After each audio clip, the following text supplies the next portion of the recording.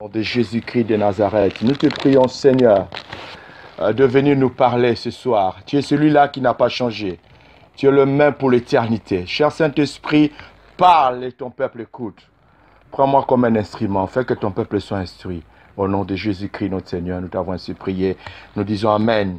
Amen. Ok, ce soir, nous allons développer la Pentecôte. Nous allons voir la Pentecôte dans l'Ancienne Alliance et la Pentecôte dans la Nouvelle Alliance.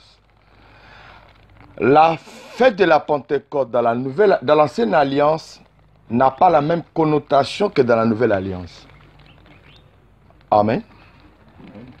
Comme je vous ai dit dès le départ que Dieu m'a donné un message de la réforme pour réformer l'Église de Dieu. Aller dans les choses qui sont réellement écrites. Et sortir de tout ce que les religieux nous ont induit dans l'erreur. Il faut que nous retournions dans la parole. Quand nous lisons l'histoire de Jésus, la Bible nous dit qu'à l'âge de 12 ans, Jésus s'est retrouvé dans le temple avec ses parents. Mais quelques temps plus tard, puis ils étaient partis pour la fête. Les parents sont retournés en pensant que Jésus était avec eux. Mais c'est 3 jours après, ils se rendent compte que l'enfant n'est pas là. Amen. Jésus est resté dans le temple. Vous allez remarquer que les parents se souciaient de lui, mais lui ne se souciait pas de ses parents. Et il se souciait beaucoup plus de la parole de Dieu. Il appelait ça l'œuvre de mon Père. Ils ont laissé l'enfant derrière et ils étaient déjà devant. Et quand ils se sont rendus compte que l'enfant n'est pas là, il fallait maintenant faire quoi? Faire un demi-tour pour voir là où ils ont laissé l'enfant. Ils ont commencé à chercher d'abord chez les amis. Ils n'ont pas trouvé du non. Retournons là où nous sommes quittés à Jérusalem, dans le temple. Et ils sont revenus dans le temple, ils ont trouvé Jésus. C'est la même trajectoire que l'Église traverse aujourd'hui. Vous voyez? L'Église a marché avec Jésus. Arrivé un moment, l'Église a laissé Jésus quelque part. L'Église est devant. Sans se rendre compte qu'ils ont laissé la parole derrière. Au moment où l'Église se rend compte, ça c'est au moment de la réforme, au moment où Christ veut perfectionner son Église. Et quand l'Église se rend compte que nous marchons sans la parole, nous marchons en dehors de la parole, il faut mettre frein. Et faire un demi-tour.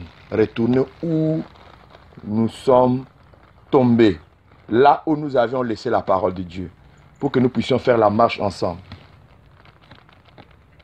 C'est l'ère à laquelle nous sommes. Amen. Amen. Je crois que le samedi passé, je vous ai bien éclairé sur la Pâque. Vous avez bien compris le message. Amen. Ceux qui étaient là, ils savent déjà que Pâques, Noël, c'est la même chose. Dans l'église aujourd'hui, c'est la même chose. Si t'ont loupé à Noël, ils vont te rattraper à Pâques. Ce sont des stratégies du diable. Or, nous avions vu ce que c'est la vraie Pâque. Aujourd'hui, nous allons voir ce que c'est la vraie Pentecôte dans la Nouvelle Alliance. Nous ne pouvons pas le développer sans parler de la Pentecôte dans l'Ancienne Alliance. Amen. Amen. Donc, nous allons commencer d'abord à définir ce que c'est la Pentecôte, puisque c'est une fête qui a existé depuis l'Ancienne Alliance. Donc, pour ceux qui écrivent, vous écrivez par définition, la Pentecôte vient du mot grec, Pentecôste. Pentecôste, qui signifie littéralement le 50e. Pentecôte, qui signifie littéralement le 50e.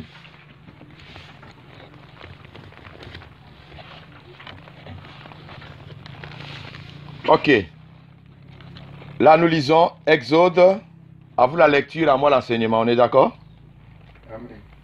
Nous lisons Exode chapitre 34, verset 22. Et puis Deutéronome 16, verset 10. Oui?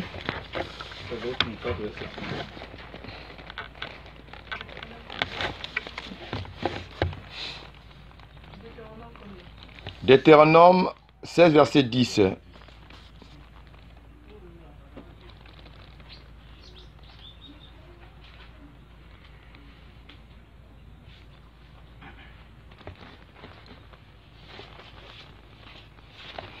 Soyez rapide, s'il vous plaît.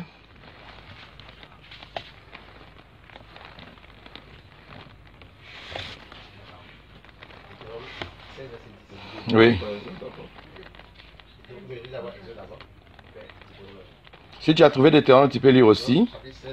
Puis tu célébreras la fête des semaines, et tu feras des offrandes volontaires, selon les bénédictions que l'Éternel ton Dieu t'aura accordées.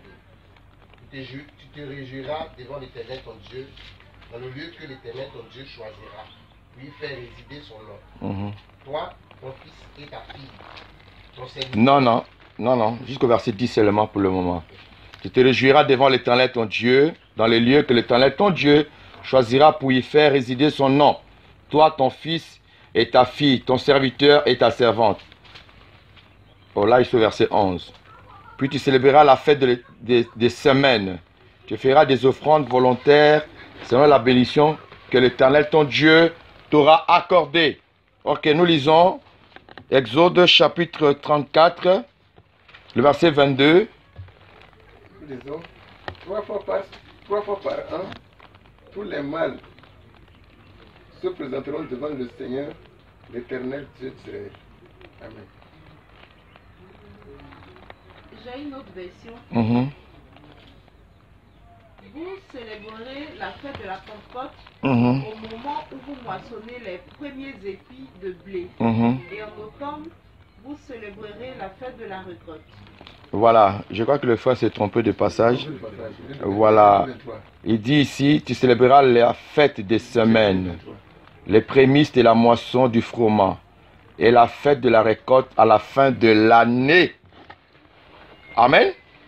Donc nous avons ici les versets qui nous révèlent déjà comment Dieu avait ordonné aux enfants d'Israël de célébrer la fête de la Pentecôte. Ici on appelle ça la fête des semaines, des prémices et des moissons du froment et la fête de la récolte à la fin de l'année.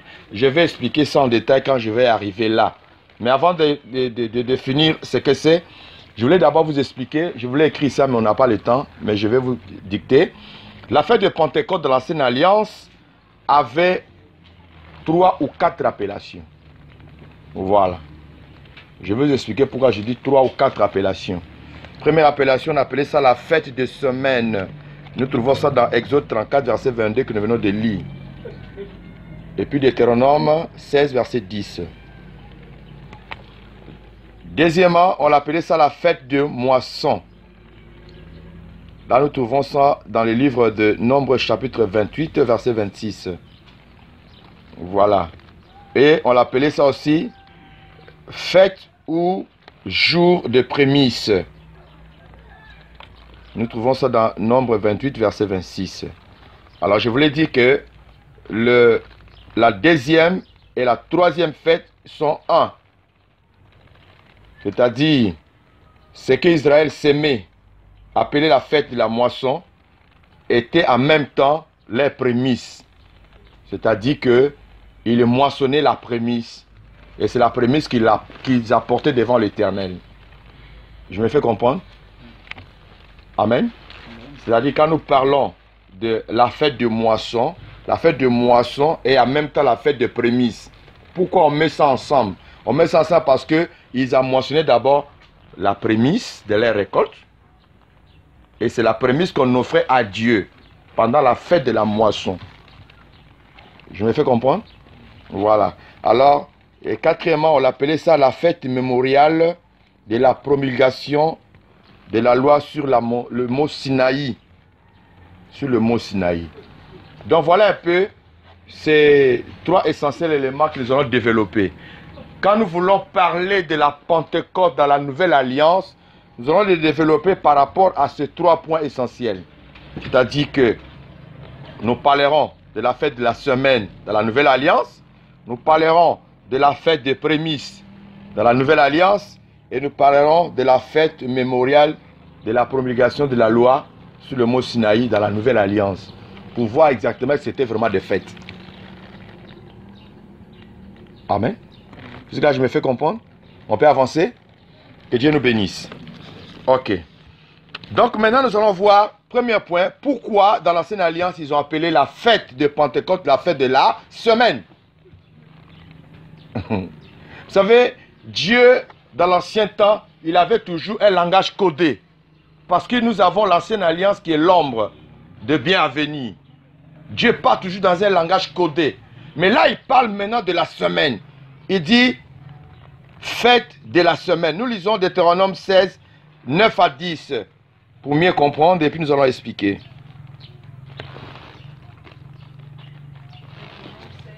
Oui. Deutéronome 16, 9 à 10. Tu compteras 7 semaines dès que la faucille sera mise dans les blés. Tu compteras 7 semaines. Tu compteras 7 semaines. Dès que la faucille sera mise dans les blés. Dès que la faucille sera mise dans le blé. C'est-à-dire, il s'agit de la moisson de blé. Amen. La faucille, vous connaissez la faucille, non? Amen. Ça sert à quoi? Ça sert à... Là, on dit, tu compteras combien de semaines? 7 semaines, dès que la faucille sera mise sur... Voilà, dans le blé. Oh, 7 semaines, regardez bien. 7 semaines. Une semaine fait combien de jours? 7 jours. On est d'accord? 7 jours. 7 jours. Une semaine fait 7 jours. Alors quand nous parlons de 7 semaines, 7 semaines, pour découvrir le nombre de jours, ça fait 7 semaines, il faut multiplier 7 fois. Ça me donne combien? 49. Donc ça veut dire que la fête de la moisson, Dieu a donné 49 jours. 49 jours étaient utiles, on dit, quand le fossile sera mis dans le blé. Cela veut dire que la moisson commence. La moisson va commencer. C'est-à-dire, nous avons 49 jours. Sur la base de quoi? Il y avait la fête qu'on appelle la fête de Pâques. Quand la fête de Pâques finissait, Amen. Vous me suivez? Quand vous entendez parler de la Pentecôte, Pentecôte vient du mot 50, comme je l'ai défini, 50e, c'est-à-dire le 50e jour. 50e jour après la Pâque. Donc, ils devaient compter 49 jours. Et pour arriver au 50e jour, il reste combien? Il reste combien? Un jour. Donc le un jour en question là, ils vont fêter maintenant ce que nous appelons la Pentecôte. C'est-à-dire ils vont prendre leurs gerbes de blé, de froment, d'orge. Ils vont envoyer ça maintenant à la présence de Dieu. Amen. Ils vont offrir ça en action de grâce devant l'Éternel. Et le 50e jour est déclaré comme le jour de la Pentecôte. Pourquoi Pentecôte? 50e jour après la Pâque. Je me fais comprendre? Je me fais comprendre? Maintenant, ce que nous devons retenir, pendant la fête de la Pâque en question, Israël devait apporter à l'Éternel pas n'importe quelle récolte. Selon les définitions, la fête de la Pentecôte fut d'abord la fête d'agriculture. C'est-à-dire tout ce qui était semé dans la terre. Ça c'est un. Deux, cette fête-là, pour que ça soit vraiment la fête de la Pentecôte, Israël devait apporter ce qu'on appelle la prémisse. Qu'est-ce qu'on entend parler de la prémisse? Premier produit de la terre. Comment on peut expliquer ça, premier produit de la terre? Qui peut nous donner une idée? J'ai planté par exemple les aubergines, voilà. Oui? La première récolte. La première récolte. C'est ça? Pour moi, c'est la première aubergine qui sont à maturité. C'est-à-dire que si tu as planté par exemple les aubergines, pour la première fois, tu as fait ton champ des aubergines, première récolte que tu vas récolter, doit revenir à l'Éternel. C'est ça, c'est la prémisse. Amen. Amen. Ça ne revient pas à l'homme, mais ça doit revenir à l'Éternel. Nous avons deux éléments qui se passent là. Un, tu vas moissonner. Amen. Mais ce que tu vas moissonner là, c'est la prémisse qui doit revenir à l'Éternel. Si ce n'est pas la prémisse, ce n'est pas la moisson dont Dieu demande. C'est ça qui faisait un peu la différence de cette histoire-là. Nous allons lire un peu Exode toujours 34, le verset 26. Exode 34, verset 26. Nous quittons Deutéronome pour lire Exode.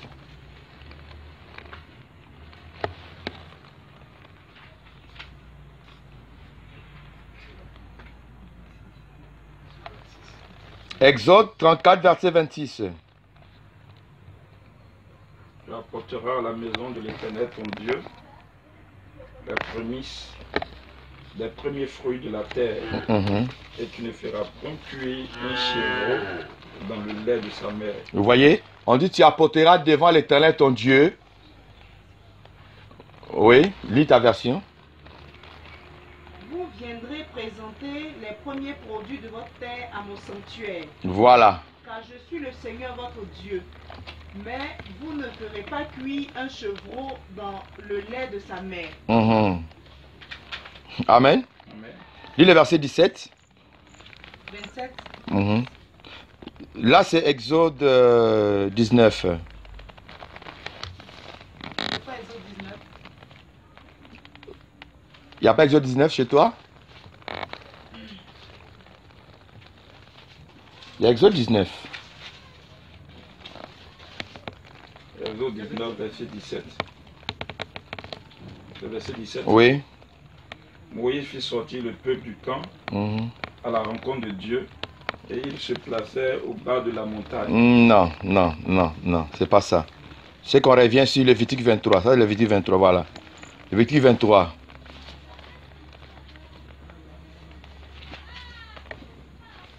Parle du verset 17. Voilà, c'est Lévitique 23, du verset 17.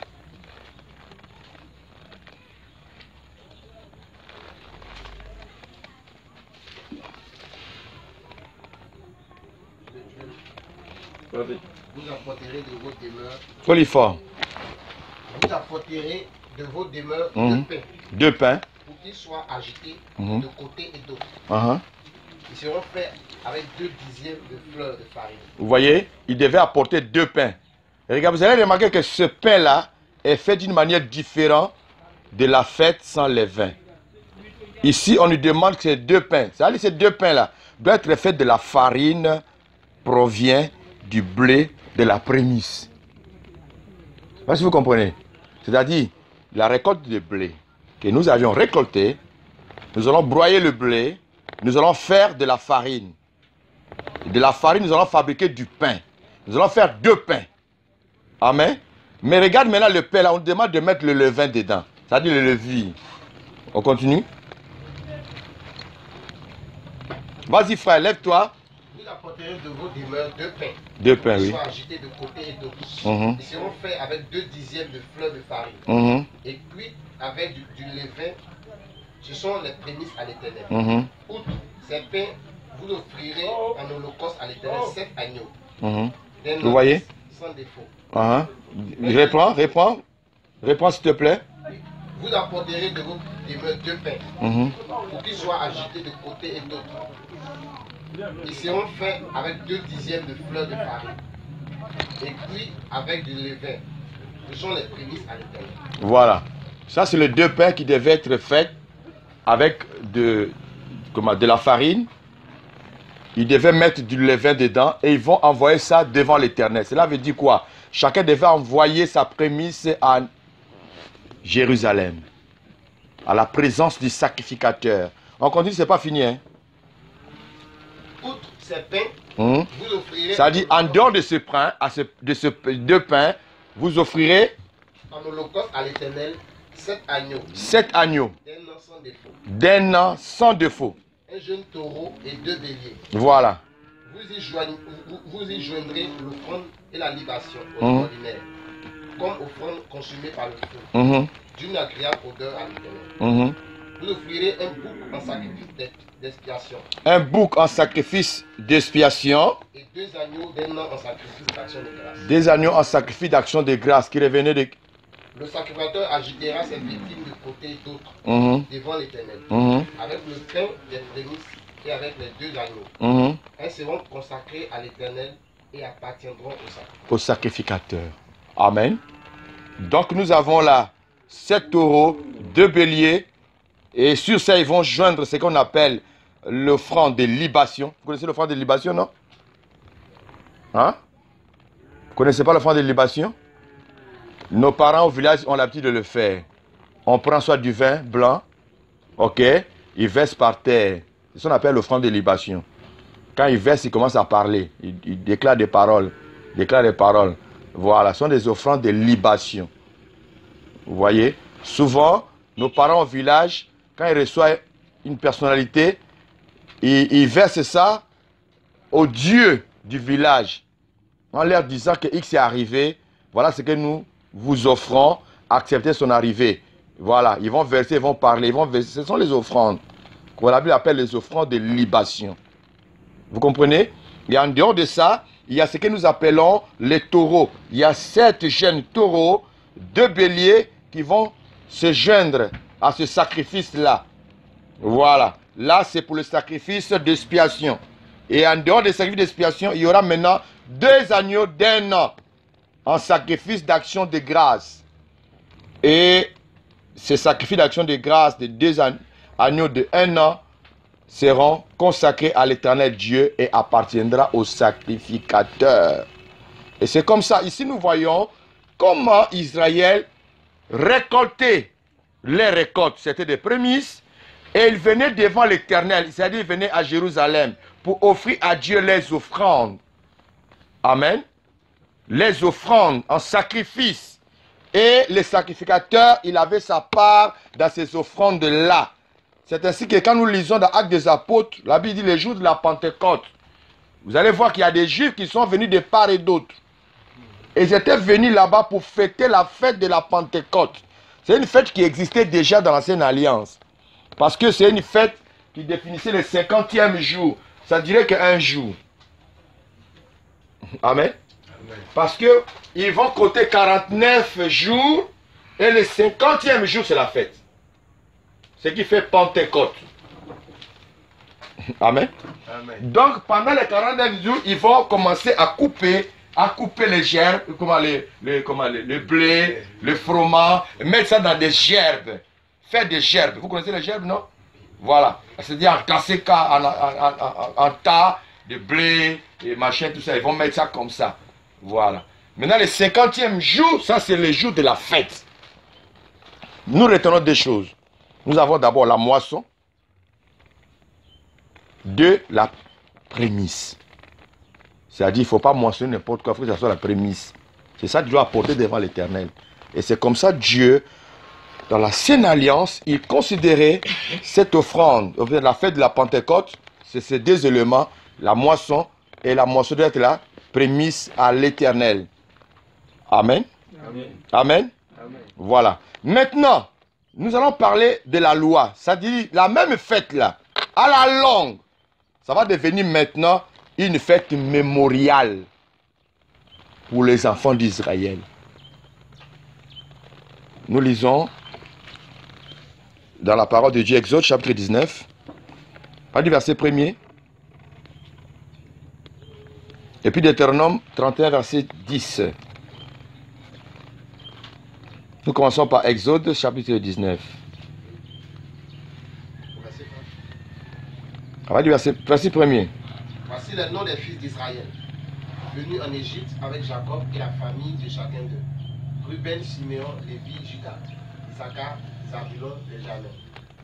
Le 3e mois après leur sortie du pays d'Égypte, les enfants d'Israël arrivent ce jour-là au désert de Sinaï. Exode 19, c'est ça, non? Oui.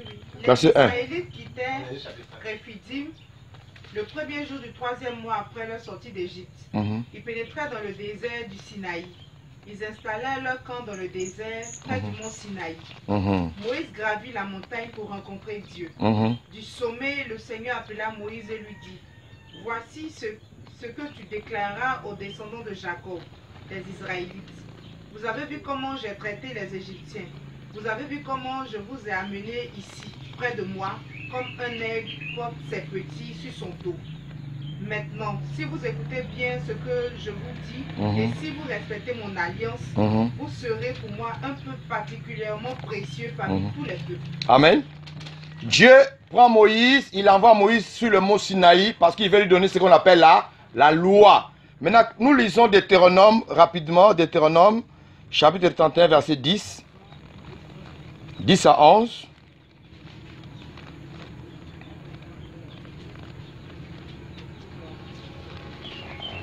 Moïse leur donna cet ordre. Tous les 7 ans, à l'époque de l'année de relâche, à la fête des tabernacles, quand tout Israël viendra se présenter devant l'Éternel, Dieu, dans le lieu qu'il choisira, tu liras cette loi devant tous, devant tout Israël, en leur présence. Tu veux continuer? Oui. Tu rassembleras le peuple, les hommes, les femmes, les enfants et l'étranger qui sera dans tes portes, afin qu'ils t'entendent et afin qu'ils apprennent à craindre l'Éternel votre Dieu, à observer et à mettre en pratique toutes les paroles de cette loi. Amen. Ça, c'est Moïse qui donne l'ordre.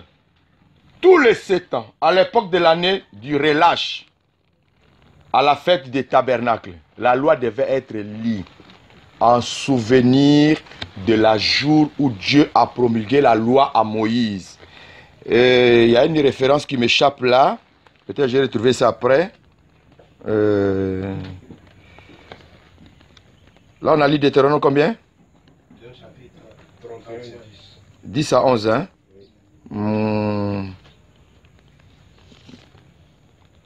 Ok. Attends un peu. On revient sur Exode 19, là. Il y a quelque chose. Je vais voir ensemble.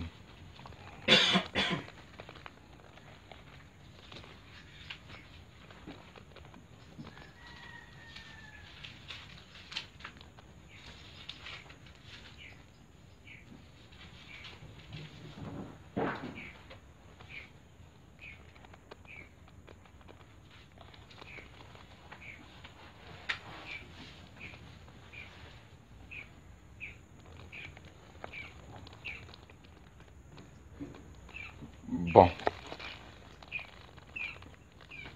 Lis à partir du verset premier voix. Tu descends. Le 3e mois, après leur sortie du pays d'Égypte, les enfants d'Israël arrivaient ce jour-là au désert de Sinaï. Étant partis de Rephidim, ils arrivaient au désert de Sinaï. Ils campaient dans le désert. Israël campa là vis-à-vis de la montagne. Moïse monta vers Dieu et l'Éternel l'appela du haut de la montagne en disant, tu parleras ainsi à la maison de Jacob et tu diras aux enfants d'Israël, vous avez vu ce que j'ai fait à l'Égypte et comment je vous ai porté sur des ailes d'aigle et amené vers moi. Maintenant, si vous écoutez ma voix, si vous gardez mon alliance, vous m'appartiendrez entre tous les peuples, car toute la terre est à moi. Vous serez pour moi un royaume de sacrificateurs et une nation sainte. Voilà les paroles que tu diras aux enfants d'Israël. Moïse vint appeler les anciens du peuple et il mit devant eux toutes ces paroles comme l'Éternel le lui avait ordonné. Le peuple tout entier répondit, nous ferons tout ce que l'Éternel a dit. Moïse rapporta les paroles du peuple à l'Éternel. Vas-y, oui. L'Éternel dit à Moïse, voici, je viendrai vers toi dans une épaisse nuée, afin que le peuple entende quand je te parlerai, et qu'il ait toujours confiance en toi. Moïse rapporta les paroles du peuple à l'Éternel. L'Éternel dit à Moïse, va vers le peuple, sanctifie-les aujourd'hui et demain, qu'ils lavent leurs vêtements, qu'ils soient prêts pour le 3e jour. Car le 3e jour, l'Éternel descendra au jeu de tout le peuple. Non, c'est bon déjà, c'est bon. Ce que je cherche là, ce n'est pas là. Ce n'est pas là le verset. Je vais essayer de voir un peu.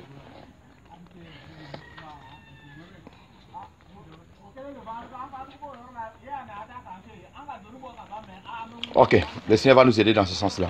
On va gagner du temps. Ce que je voulais dire, c'est que le Seigneur a permis à Moïse de recevoir la loi. La loi a été donnée à Moïse le 50e jour. Le 50e, je vais retrouver le passage par la grâce de Dieu. C'était le 50e jour qui tombait au même moment que le jour de la Pentecôte. Et le jour-là, en souvenir, Israël devait lire la loi à haute voix devant tout le monde, afin que la loi soit observée. Cela veut dire que quelques temps plus tard, qu'Israël a fait de ça une fête mémoriale en souvenir de la loi qui a été donnée à Moïse. Amen. Amen. Amen. Voilà. Donc, il y a ces trois différentes étapes-là que j'ai voulu marquer. Premièrement, j'ai parlé de la fête des semaines, la fête de la moisson, la fête de prémices, la fête mémoriale où la loi a été promulguée. Voilà. Lisons Deutéronome 31, je crois le verset 13, voir. Le verset 13.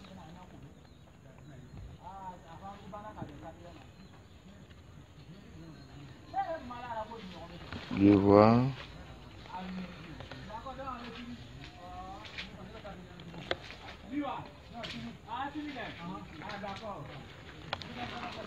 Et leurs enfants, au verset 13, et leurs enfants qui ne la connaîtront pas, l'entendront et la prendront à craindre l'Éternel votre Dieu. Tu es au verset combien là? Au verset 13.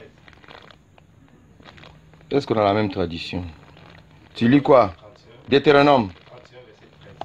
Deutéronome 31, verset 13. 31, verset 13. Oui, leurs enfants qui les connaîtront, oui. Et leurs enfants qui ne la connaîtront pas, l'entendront et la prendront à connaître, apprendront à connaître l'Éternel votre Dieu tout le temps que vous vivrez dans le pays dont vous prendrez possession après avoir passé le Jourdain. L'Éternel dit à Moïse, voici le moment approche où tu vas mourir. Appelle Josué. Non, non, c'est pas ça. C'est pas ça le verset. C'est pas ça le verset. Mais c'est celui dans l'Hétéronome là. C'est du Hétéronome. On va retrouver ça par la grâce de Dieu. Ok, donc j'aimerais que vous reteniez cela parce que j'ai fait des recherches là-dessus. Que Dieu nous bénisse. Amen. Voilà un peu comment dans l'Ancienne Alliance ces choses ont été fêtées. Israël devait apporter la prémisse par rapport à la fête de la moisson devant l'Éternel des armées. Et cette fête en question dirait qu'un jour, mais il devait compter, c'est-à-dire après la Pâque, 49, quand on dit semaine, ça fait 49 jours. Et le 50e jour, c'était la Pentecôte. Ça, c'est dans l'Ancienne Alliance. Amen. Amen. Voilà. Maintenant, nous allons rentrer dans la Nouvelle Alliance et nous allons expliquer un peu le sens réel de l'Ancienne Alliance et puis la Nouvelle Alliance. Mais avant de commencer, je crois que c'est ce qui vraiment nous intéresse de la Nouvelle Alliance. L'Ancienne Alliance, la fête de Pentecôte, c'est des pratiques qu'on connaît, on a appris. Mais où ça pose le vrai problème, c'est la Nouvelle Alliance, la Pentecôte de la Nouvelle Alliance. Vrai ou faux? Voilà. Dans l'Ancienne Alliance, ça, ils ont célébré ça. Maintenant, regardez bien. Nous lisons Actes des Apôtres. Nous rentrons dans la Nouvelle Alliance.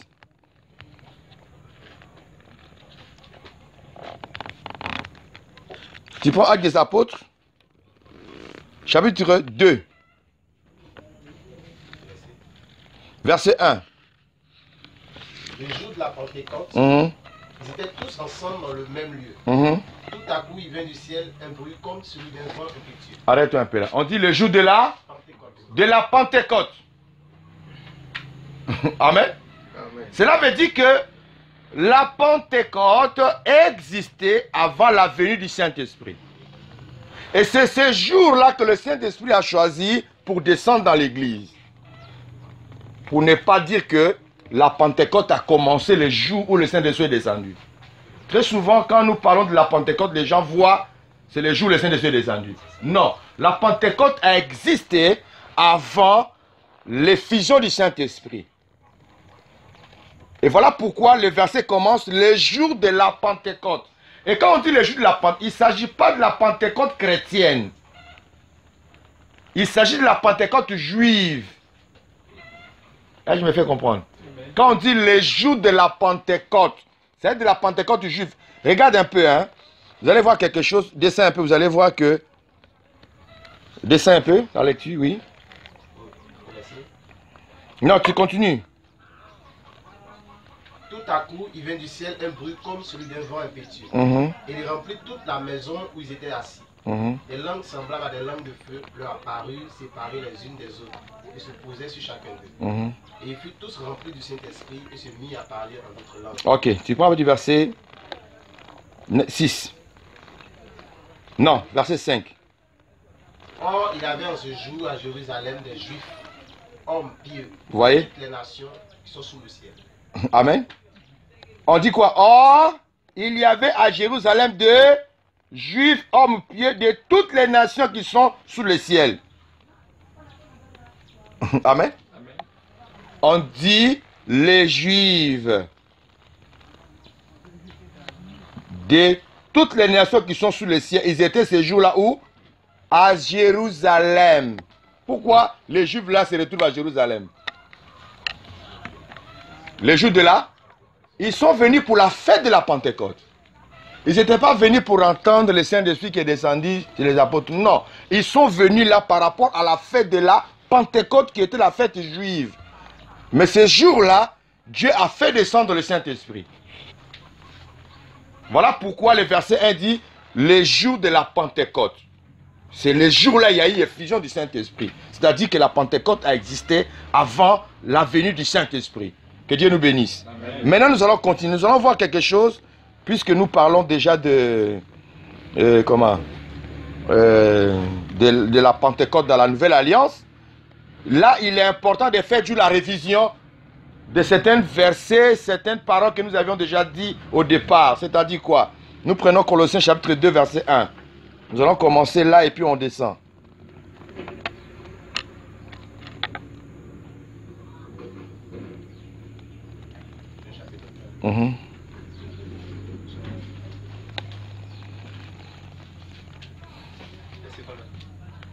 Verset 16.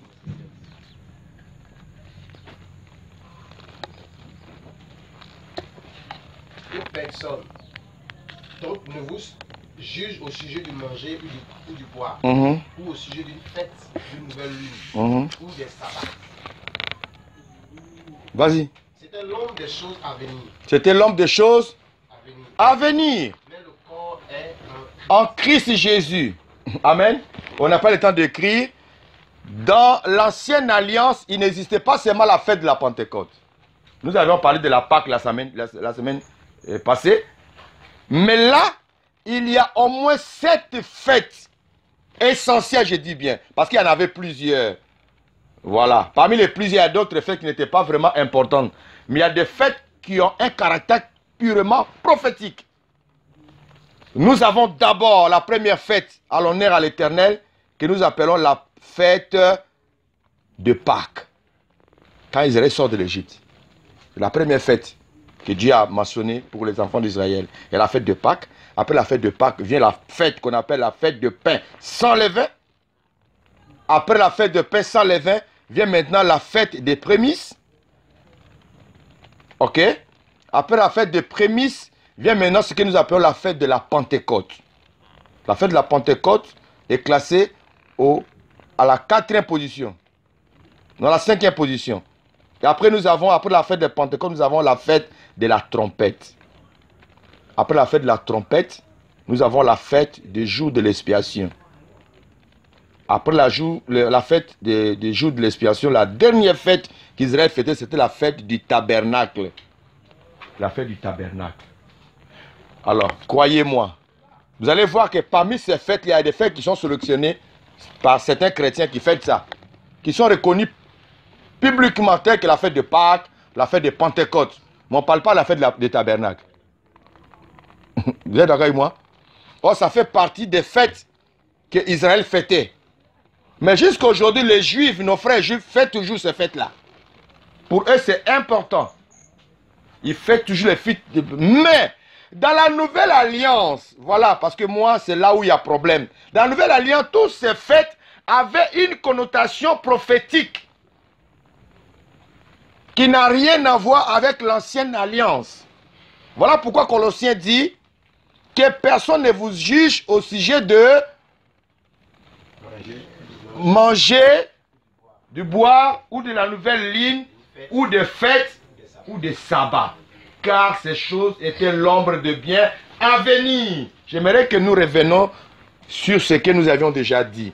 C'était l'ombre de bien à venir. C'est-à-dire tous les fêtes que nous avions citées là, les 7 là, annonçaient déjà des choses qui allaient venir.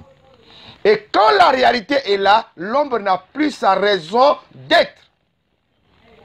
L'ombre doit directement disparaître, comme nous avions lu dans Hébreux 10, verset 1, qui nous dit quoi? En effet, la loi possède des choses.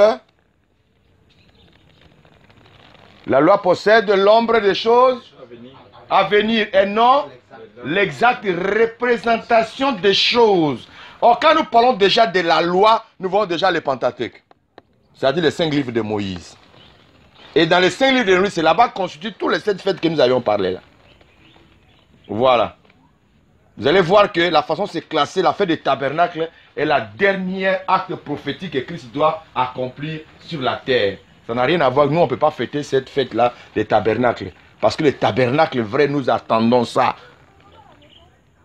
Amen. Amen. Amen. Vous avez vu comme les tabernacles étaient sur le désert avec les enfants d'Israël. Mais nous attendons le vrai tabernacle qui doit descendre du ciel pour venir siéger au milieu de nous. Et là, nous annonçons maintenant le royaume de Christ sur la terre. Emmanuel avec nous. Dieu avec nous. Il sera avec nous. Je ne vais pas rentrer dans ces détails là parce que les églises évangéliques, la majorité, ne font pas les tabernacles. Ils ont mis ça à côté. Ils sont calés sur la Pentecôte. Donc voilà pourquoi je vais aller sur la fête de Pentecôte. C'est ça que nous allons voir. Donc nous avons compris que la fête des tabernacles... Bon, je ne vais pas prendre la télé. Excusez. Voilà. Je lui ai envoyé un message. Donc nous comprenons par là que la fête... C'est l'ami pasteur qui m'appelait là.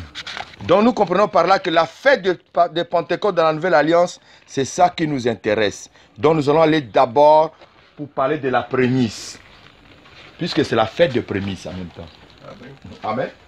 La prémisse de la Nouvelle Alliance, ça a une autre connotation par rapport à l'ancienne alliance. La même manière, prenez la première récolte pour offrir à Dieu. Dans la Nouvelle Alliance, ça change de connotation. Le Christ Jésus devient maintenant notre prémisse. Dis avec moi, waouh. Lisons 1 Corinthiens 15, verset 20. Pas du verset 20, oui. On commence par là d'abord.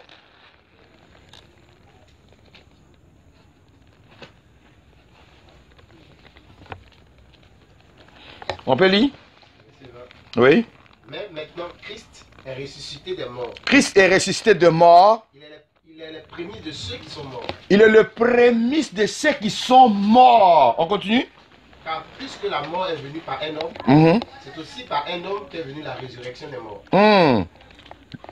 Et comme tous meurent en... Non, c'est déjà bon. C'est déjà bon. Voilà. Maintenant, tu prends Colossiens chapitre 1, verset 18.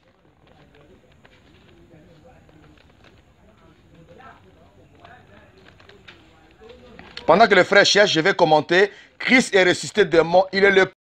du corps de l'Église. Il est le commencement, le premier-né d'entre les morts. Afin d'être en tout le premier. Afin d'être en tout le premier. Cela veut dire que parmi les frères, les hommes, il commence d'abord par le salut. Sur le plan salutaire, entre toi et Christ, qui t'a choisi le premier? C'est lui. Qui t'a aimé le premier? C'est lui. Ça, c'est sur le plan sanitaire. Vous comprenez? La Bible dit, en fait d'être premier en toutes choses. Christ est premier en toutes choses parce que la prémisse qui était la fête hier, c'était l'ombre de Christ. Christ étant venu, il s'identifie à être le premier en tout. La Bible dit que Christ est le prémisse parmi tous ceux qui sont morts. Cela veut dire, quand Jésus est venu, Il a trouvé qu'il y avait des cimetières. Mais il n'y a pas un corps qui est ressuscité pour monter avec. Non. Nous avons vu dans l'ancienne alliance un homme comme Enoch qui est monté avec son corps. On ne dit pas qu'Enoch était mort ressuscité. Non. Nous avons vu Élie. Char est venu le prendre. On n'a pas dit qu'Élie était mort pour ressusciter. Non. Mais lui, il a fait 3 jours dans le tombeau. Le 3e jour, il sort. Il finit sa mission. Il monte. Il n'a pas laissé son corps dans le tombeau. Le tombeau de Jésus est vide. Il est le premier. Parce qu'il est les prémices de Dieu. Et la Bible nous dit qu'on fait d'être premier en tout. Et pour tous.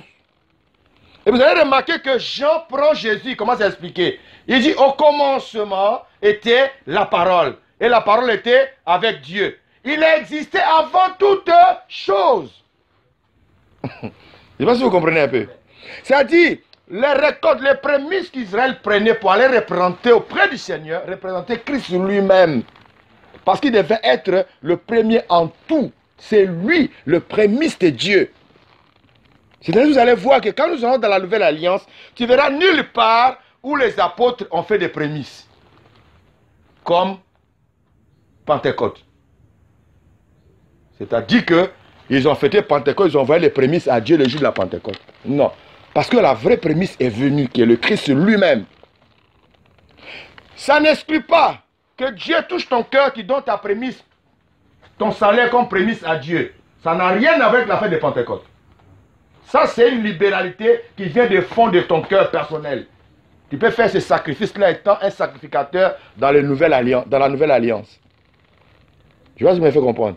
Comme nous voyons dans les actes des apôtres, les gens qui vendaient leurs propriétés, qui vendaient leurs maisons, ça peut aller dans ce sens-là comme un sacrifice que tu donnes à Dieu, étant sacrificateur. Mais ça n'a rien à voir avec la Pentecôte comme prémisse de l'offrande, le jour de la Pentecôte. Non. Parce que ces prémices-là incarnaient la personne de Jésus lui-même. Étant venu, Christ prend sa place. Il dit quoi? Je suis l'alpha et l'oméga. Le commencement est là. Et puis il dit, je suis le premier et le dernier. C'est lui, le commencement de toutes choses. C'est ainsi que vous allez comprendre ceux qui fêtent Noël, par exemple. Comment fêter la naissance de quelqu'un qui a existé avant d'être? C'est-à-dire, avant de venir sur la terre, il a déjà existé cet homme. Vous fêtez son anniversaire. Comment on peut expliquer ça? Maintenant, quelqu'un qui dit, je n'ai ni père, ni généalogie. Il n'a ni père, ni généalogie, ni mère. Mais nous, on fait son anniversaire. Pas pourquoi. Donc, il a existé avant de naître. Regarde ce qu'il dit. Le juif vient et dit, nous sommes des enfants d'Abraham. Il dit, mais si vous étiez les enfants d'Abraham, vous devez obéir à ce que moi je vous dis. Car quand Abraham a vu mon jour, il s'est tressailli de joie. Il dit, écoutez lui là, toi qui n'as pas encore 50 ans, il dit, j'ai vu Abraham. Il a dit, avant que Abraham fût, moi, je suis. J'ai existé avant Abraham. Amen. Ben, je suis la prémisse de Dieu. C'est moi. Cette offrande qu'on faisait à le temps, c'est moi. On n'a plus besoin de le faire aujourd'hui. Parce que la vraie prémisse est venue, qui est le Christ. Amen. Nous sommes ses frères. Nous venons à la deuxième position. Vous voyez? Nous venons à la deuxième position. Jésus est ressuscité, il est parti. Après, venir à notre tour maintenant. Pour être ressuscité aussi parti. Il nous a promis l'enlèvement. Amen. Pendant ce temps, lui, il est déjà parti. Christ était déjà enlevé. Donc, il est le premier en tout. Reviens sur Colossiens là.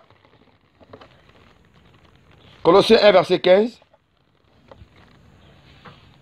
Il est la tête du corps de l'Église. Mais le commencement, le premier-né d'entre les morts, afin d'être en tout le premier. Afin d'être en tout le premier. C'est lui, le commencement. Afin d'être en tout le premier. Vous voyez? Et la Bible nous dit qu'il n'y a rien de ce qui existe n'a été fait sans elle. C'est lui le commencement. C'est lui l'alpha et l'oméga. C'est lui le premier et le dernier. C'est lui que l'apôtre Paul nous parle ici dans 1 Corinthiens 15, pas du verset 20. Christ, ressuscité de mort, il est le prémisse de ceux qui sont morts. C'est lui le prémisse. de ceux qui sont morts. C'est lui les prémices de ceux qui sont mariés. C'est lui les prémices de ceux qui sont gentils. C'est lui les prémices de ceux qui prêchent la parole de Dieu. C'est lui les prémices de ceux qui sont... Imaginez la suite. C'est lui. Donc, il vient accomplir la fête de la prémisse en question. Parce qu'il ne devait pas envoyer ton offrande à l'Éternel sans que cela soit une prémisse à l'Éternel Dieu. Et c'est lui. Voilà pourquoi je vous ai ramené dans Colossiens. Il dit que personne ne vous juge au sujet de manger, de boire, de fête et de la nouvelle lune et du sabbat. Car c'était l'ombre de bien à venir. Oh, la Pentecôte, c'est une fête. Amen. Ça a été une fête dans l'ancienne alliance. Ce n'est pas fini. Nous allons maintenant, pour découvrir quelque chose ensemble avec vous, pourquoi le Saint-Esprit est descendu le jour de la Pentecôte. On peut se poser sur la question. Ça pourrait être peut-être le jour de la Pâque. Ou bien choisir un autre jour. Dieu ne fait rien pour rien. Chaque acte que Dieu pose est prophétique. Or, nous avions vu que dans l'ancienne alliance, le 50e jour venait après la Pâque. Appelé fête de semaine parce qu'il y avait 7 semaines qui faisaient 49 jours. Et le 50e jour, c'est ça, c'était le jour de la Pentecôte. Ce qui fait 50 jours après la Pâque. Maintenant, regardez. Quand nous prenons dans les termes prophétiques, regardez, hein, un jour, dans les termes prophétiques, ça fait combien d'années? 1000 ans. Ça fait 1 an. Si tu prends 70 semaines de Daniel, ok, tu prends une semaine, ça fait 7 jours, ça fait 7 ans. Pourquoi 7 ans? Parce que un jour équivaut à 1 an. C'est comme ça que Dieu nous parle dans le langage prophétique, qui veut dire, quand on dit 50 jours, ça fait combien d'années? Ça fait 50 ans. Suivez-moi très bien ce que je viens de dire là. Vous avez remarqué que l'ancienne alliance, ça ne m'intéresse pas trop, mais il faut quand même parler de ça dans l'ancienne alliance, avant d'entrer dans la nouvelle alliance. Mais ce qui est important, c'est la nouvelle alliance. Dieu n'a pas choisi le 50e jour, que ce soit le jour de la Pentecôte, ce n'est pas en vain. Parce que cela correspondait dans l'ancienne alliance à l'année que nous appelons l'année de jubilé. Vous connaissez ce qu'on appelle l'année de jubilé? Hein? Dans l'ancienne alliance? Vous savez ce qui s'est passé l'année de jubilé à l'ancienne alliance? Non? Ok, on va prendre Lévitique chapitre 25. On va lire les versets 10 à 15. Vous allez découvrir l'importance de l'année de jubilé et puis je vais vous expliquer comment ça a fonctionné. Ok?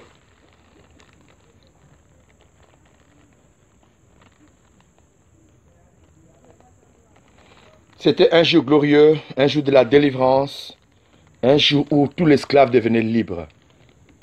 Je crois que chacun commence à comprendre un peu. Amen. On peut lire Lévitique 25 avec le verset 10. Bon, je vais lire ici. Et vous sanctifierez la 50e année. Vous publierez la liberté dans le pays pour tous les habitants. Ça serait pour vous le jubilé. Chacun de vous retournera dans sa propriété. Et chacun de vous retournera dans sa famille. La 50e année sera pour vous le jubilé. Vous ne sèmerez point. Vous ne moissonnerez point. C'est que les champs produiront d'eux-mêmes. Et vous n'avendagerez point la vigne non taillée. Car c'est le jubilé. Vous le regardez comme les choses saintes. Vous mangerez les produits de vos champs. Cette année de jubilé, chacun de vous retournera dans sa propriété. Ok? Je prends du verset 39. On va au verset 39. Voilà, on va lire jusqu'au verset 41. Là, il est dit, si ton frère devient pauvre près de toi, il se vante à toi, tu ne lui imposeras point le travail d'un esclave. Il sera chez toi comme un mercenaire. Mais celui qui demeure, il sera ton serviteur jusqu'à l'année du jubilé. Il sortira alors de chez toi, lui et ses enfants avec lui. Il retournera dans sa famille, dans la propriété de ce père. Je vais vous expliquer ça d'abord avant de continuer. Comment ça s'est passé dans l'Ancienne Alliance? Dans l'Ancienne Alliance, quand tu as un frère, un ami, parmi les enfants d'Israël, qui devient pauvre, ok, et qui vient apprêter tes choses, dès qu'il apprête, il n'arrive pas à rembourser, automatiquement, ce dernier, tu as le pouvoir sur lui de le faire de lui ton esclave. Amen. Tu peux le prendre, lui et sa famille deviennent esclaves. Vous vous souvenez d'Élisée? Vous vous souvenez d'Élisée? Élisée, quand il a eu l'onction, nouvellement, il y a la femme de l'un de ses serviteurs qui est venue. Okay. Elle a dit qu'il y a les créanciers qui sont venus prendre mes enfants en otage. À cause de crédit. Voilà. C'est comme ça que ça s'est passé. Dès que tu le prends, tu le gardes avec toi. Il devient tes esclaves. Mais la loi interdit, ne peut pas être esclave à perpétuité. Non. Maintenant, il y avait des personnes qui n'avaient pas d'argent et qui vendaient les terres. Ils vendent la terre. Mais la loi d'Israël disait la terre ne sera pas vendue à perpétuité. Il y avait des moyens pour récupérer la terre que tu avais vendue. De l'esclavage, de la terre, les biens que tu as perdus. Tu peux récupérer ça. Alors Dieu va instituer ce que nous appelons l'année des jubilés. C'était l'année de la franchise, de la libération. Je me fais comprendre? C'était l'année que Dieu avait choisi pour les enfants d'Israël, où tous les biens perdus te revenaient de droit. Cela veut dire, moi j'ai pris ta terre parce que tu me devais. Mais quand le 50e année va arriver, l'année de la jubilée, je suis dans l'obligation de retourner dans ma terre. Amen. Lui qui a pris ça doit partir. Lui qui était esclave, l'année de la jubilée lui donne le droit d'être libre. Cela dépendait de lui-même. Si lui-même dit que non, moi je vais rester esclave à vie. La Bible dit qu'on doit percer son oreille. On perce son oreille, signe d'esclavage, d'esclave à vie. Mais il est libre de retourner chez lui pendant l'année de la jubilée. C'est ainsi que la Bible nous dit, chacun devait retourner dans sa propriété. Je suis en train de vous expliquer pourquoi Dieu a choisi le jour de la Pentecôte. Parce que le 50e jour correspondait au 50e année de la jubilée. Il fallait que Dieu envoie une puissance pour venir nous libérer de l'esclavage du péché. Est-ce que vous comprenez? Il fallait que Dieu descende à sa main puissante pour nous rendre libres. C'est ainsi que Jésus a commencé à dire, vous connaissez la vérité vous affranchira. Quand il a commencé à parler dans son message, il a dit quoi? J'aimerais que nous lisons quelque chose rapidement dans Luc chapitre 4, verset 18.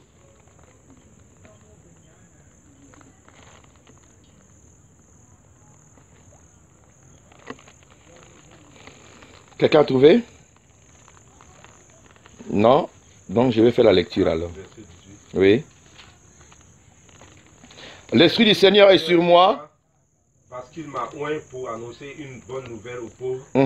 Il m'a envoyé pour guérir ceux qui ont le cœur brisé, pour publier aux captifs la liberté et aux aveugles le recouvrement de la vue, pour renvoyer libres les opprimés et pour publier l'année favorable du Seigneur. Amen. Pour rendre libre quoi? Les opprimés. Les captifs. Pour rendre libres les captifs. Amen. Et renvoyer les opprimés. Quand nous sommes l'opprimé, ça dit celui qui vit une oppression de la part d'eux. Or, l'oppression, c'est une forme aussi d'esclavage. Pas que tu es oppressé. Tu vis une oppression. Il y a quelqu'un qui te presse. Il exerce une oppression près de toi. Mais Christ dit, l'Esprit du Seigneur est sur moi. Il m'a oint pour rendre libre tous les esclaves, les captifs, ceux qui sont liés. Or, c'est le rôle du Saint-Esprit. Je ne sais pas si vous comprenez.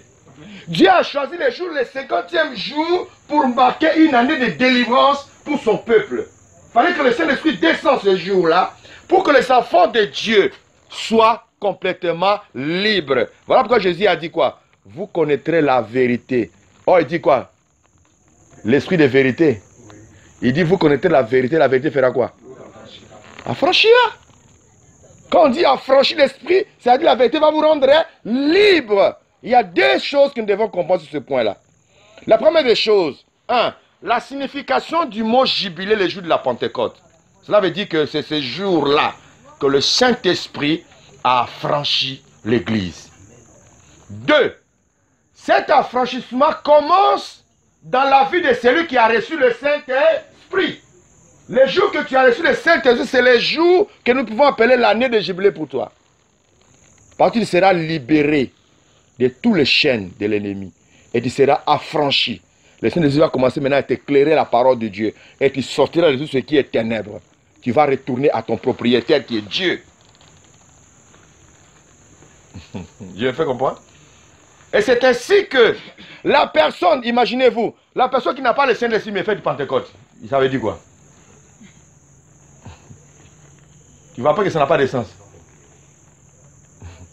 Oh, il faut que le Saint-Esprit soit dans ta vie. Si le Saint-Esprit vient sur toi, c'est à ce moment-là que tu seras affranchi. Lui joue le rôle d'affranchir, il te rend libre.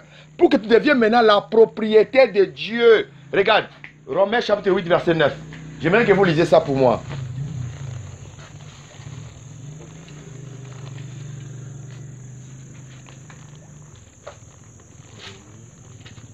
Pour vous, vous ne vivez pas selon la chair, mais selon l'esprit. Si du moins l'esprit de Dieu habite en vous. Si au moins l'esprit de Dieu habite en vous, c'est-à-dire en vous. Si quelqu'un n'a pas l'esprit de Écoutez maintenant, si quelqu'un n'a pas l'esprit de Christ, ne lui appartient pas. Tu n'es pas la propriété de Dieu.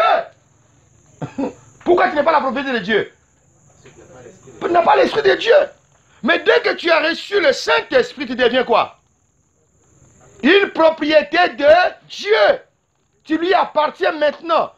C'est-à-dire, tu vois, ça rejoint la fête de jubilé. Ok?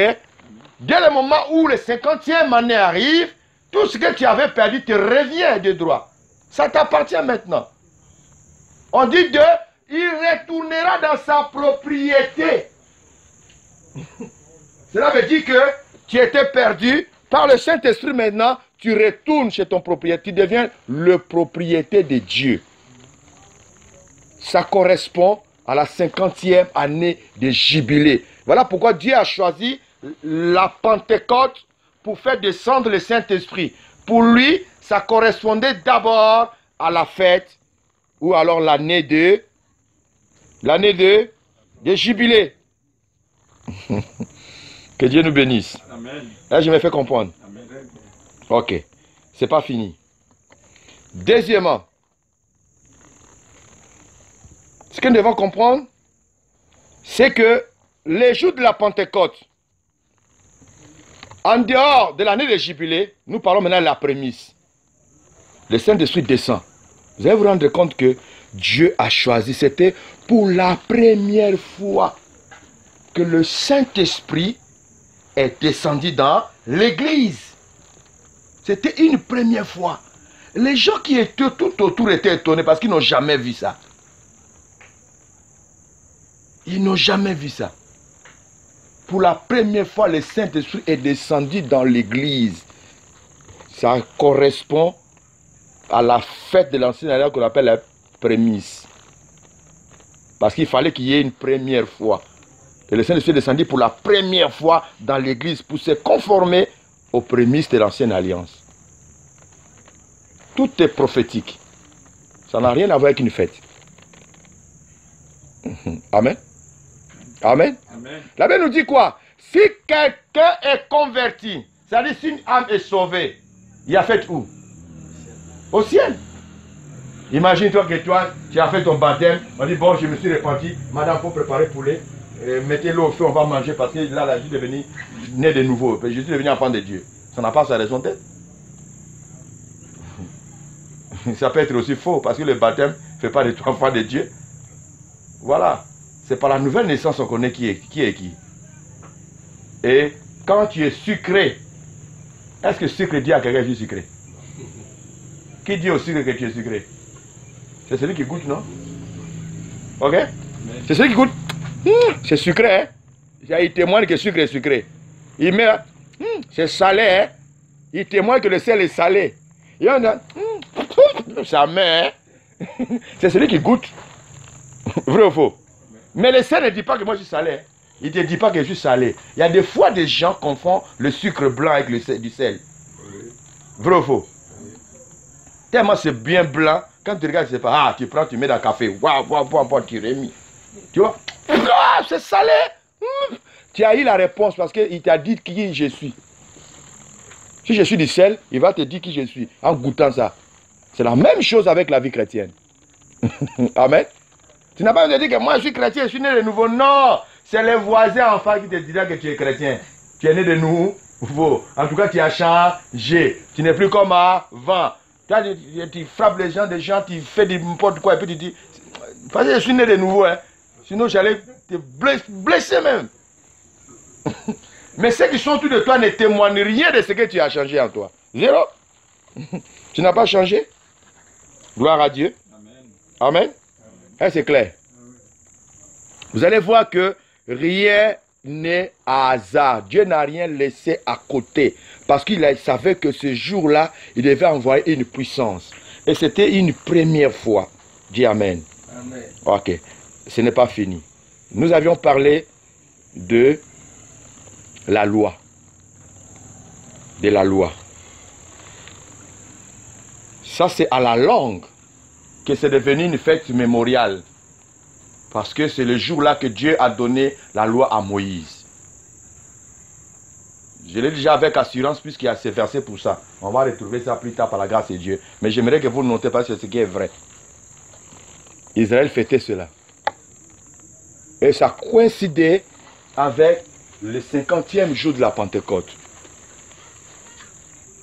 Et ce jour-là, Israël devait lire la loi. Mais dans la nouvelle alliance, il y a eu un changement. Parce que Dieu avait déjà promis à Jérémie.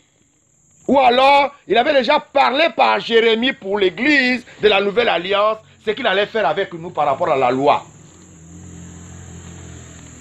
Voilà pourquoi je vous invite de lire avec moi le livre de Jérémie.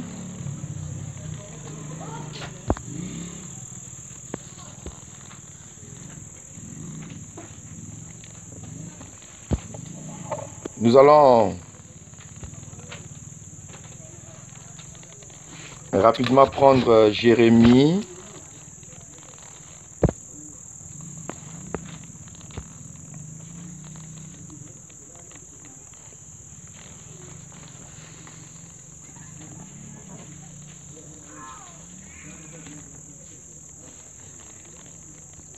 Excusez-moi, je suis en train de chercher le verset.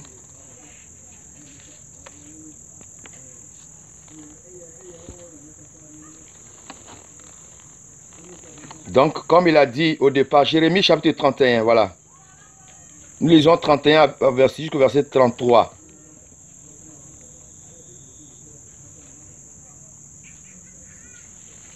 J'aimerais que quelqu'un lise pour nous. Jérémie 31, verset 31 à 33.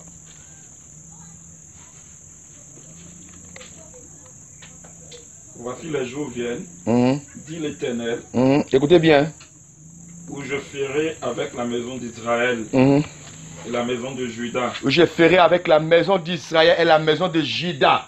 Qui comprend ce qu'il veut dire là? La maison d'Israël et la maison de Juda. Le lion de la tribu de Juda. Oui. Lion de la tribu de Juda. J'avais parlé de quoi? Du sacerdoce royal. Sacerdoce royal. Amen. Qui n'est plus dans les tribus de Lévi. Mais ça rentre maintenant dans les tribus de Juda. Et là, nous parlons de des nouveaux sacerdoces, qui est le sacerdoce céleste, la nouvelle alliance. Regarde, on continue la lecture. J'aimerais que tu reprennes un peu. Voici les jours viennent. Les jours viennent. Dit l'Éternel, où je ferai avec la maison d'Israël et la maison de Juda une alliance nouvelle. Une alliance nouvelle. Non comme l'alliance que je traitais avec leur père. Le jour où je les ai saisis par la main pour les faire sortir du pays d'Égypte. Alliance qu'ils ont violée quoique je fusse leur maître, dit l'Éternel. Mais voici l'alliance que je ferai avec la maison d'Israël. Après ce jour-là, dit l'Éternel, je mettrai ma loi. Écoutez bien, je mettrai ma loi au-dedans d'eux. Je l'écrirai dans leur cœur. Je l'écrirai dans leur cœur. Et je serai leur Dieu. Et ils seront mon peuple. Amen. Vous voyez la nouvelle alliance? Amen. La loi change de position. Dans la nouvelle alliance, la table de la loi, ça n'a plus sa raison d'être. Dieu prend maintenant le cœur de l'homme pour écrire maintenant quoi? Sa loi. Cela veut dire que la table de la loi disparaît dans la nouvelle alliance. Dans l'ancienne alliance. Mais dans la nouvelle alliance, la loi est écrite où maintenant? Dans nos cœurs, sur la table de nos cœurs. C'est là la loi est écrite. Il y a une grande différence. Je pense que vous comprenez un peu. Et cela arrive, vous voyez, Israël, au temps de Moïse, on lisait la loi parce que c'était le jour où Moïse a reçu la loi, c'était le 50e jour. Mais nous, depuis le jour où le Saint-Esprit est descendu, le jour de la Pentecôte, Dieu a changé les donnes. La loi qui était écrite sur les tables de la loi, Dieu enlève cette position, c'est l'ancienne alliance. Dans la nouvelle alliance maintenant, la loi est écrite dans nos cœur. Amen. Amen. Est-ce que quelqu'un comprend? C'est dans la nouvelle alliance, à l'heure nous parlons, la parole de Dieu est écrite déjà dans nos cœurs. Cette loi que la Bible appelle la loi, il s'agit de la parole de Dieu qui est écrite dans notre cœur. Nous n'avons plus besoin de la table de la loi. Parce que Dieu prend nos cœurs pour faire la table de la loi. C'est comme Paul parlait aux enfants d'Israël, pardon, aux Galates. Il y a d'autres districts qui sont partis derrière pour dire aux Galates que non, cet homme-là, il n'a pas vu Jésus. Ah oui, vous ne savez pas. Malgré que vous avez accepté le Seigneur, vous devez toujours respecter la loi. Donc si tu acceptes Jésus, on doit te circoncis. Pour devenir enfant d'Abraham. Et Paul a fini de prêcher ses enfants spirituels. Il va, il revient, il trouve tous les enfants sont circoncis. Il dit, qu'est-ce qui se passe? Il dit, non, ceux qui sont apôtres avant toi, là, c'est eux qui nous ont enseigné ça. Donc on attaque la plaie cesse et puis dit, c'est quoi ça? Vous n'avez plus besoin de la circoncision de la chair. Parce que la loi a changé, les sacerdoces a changé, la loi aussi a changé. Maintenant, la circoncision qui est importante pour vous, c'est la circoncision de cœur. Donc, d'autres qui étaient avant, ils ne comprennent pas comment on peut circoncire le cœur. On fait comment alors? Vous voyez, c'est la même chose. Dans l'ancienne alliance, la loi a été écrite sur les tables de la loi. Mais dans la nouvelle alliance, Dieu n'a plus besoin de la table de la loi. Même si tu vas croiser ça par accident à Jérusalem, et que tu as connu comme ça, c'est la table de la loi de Moïse, ouais. Ça ne veut rien dire. Peut-être que tu vas garder ça dans les musées ou bien quoi. Musée pour dire que voilà ça. Mais ça ne va pas te servir à quoi que ce soit. Parce que dans la nouvelle alliance, Dieu a changé les donnes. C'est maintenant notre cœur qui est devenu la table de la loi.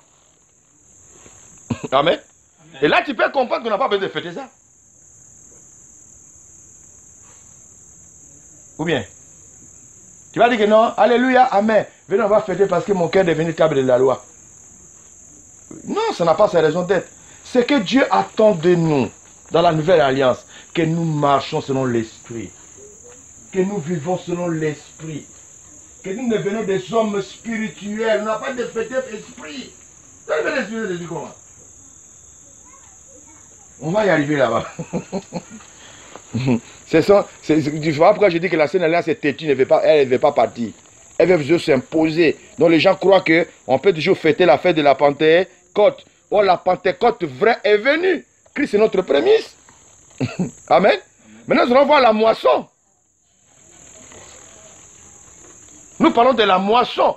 Oh, la moisson, c'est la fête de la récolte. On est d'accord? C'est la fête de la récolte. Il devait récolter la prémisse. Prémisse, on a déjà vu que c'est le Christ lui-même. Maintenant, nous allons parler de la moisson.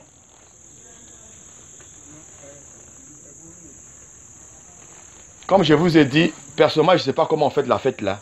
Je cherche des pasteurs qui font ça pour qu'ils m'expliquent un peu qu'est-ce qu'ils font. Mais j'ai l'impression de comprendre qu'ils font des offrandes, ils vendent des choses dedans. Parce que l'autre m'a expliqué qu'ils vendent du sel, ils vendent ce qu'ils ont besoin de vendre, ils vendent aux enchères, quoi, si vous voulez. Voilà. Ils m'ont déjà donné ce genre d'explication. Mais moi, je vais, la personne qui fait ça, mais je l'ai attrapé, qui m'explique ça un peu. On dit par exemple, voilà du sel qui peut payer, on va ça, 500 000. Il paye 500 000. Qui dit mieux? L'autre lève la main, moi je pense à 1 million. 1 million, hein. L'autre lève la main, moi je pense à 2 millions. Voilà 2 millions, là, 2 millions. Une personne, 1 million, 2 personnes, 3 millions. 3 millions, une personne. C'est dans ça qu'elles vont arriver à aller. Ils ont vendu sachet de sel à 1 million. Ça c'est quoi? 10 sel. Hein? Qui dit sel?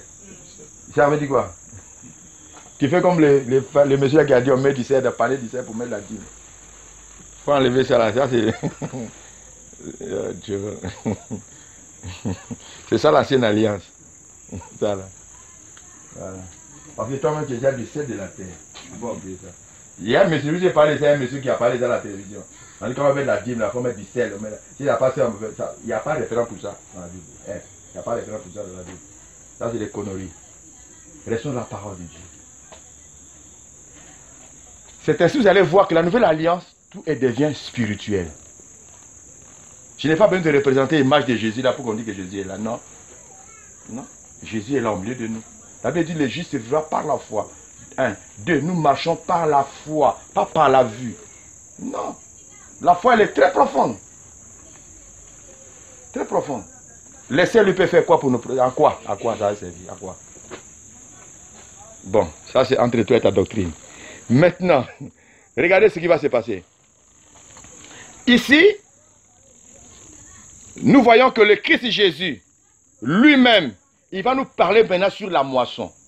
Or, dans l'ancienne alliance, la fête de la moisson, c'était la fête de la récolte. Où on récoltait ce qu'on avait semé, mais il faut que ce soit les prémices. Jésus arrive. Dans son message, il a commencé à parler d'abord de grains de blé. Aïe, prenons Jean chapitre 12, pas du verset 24.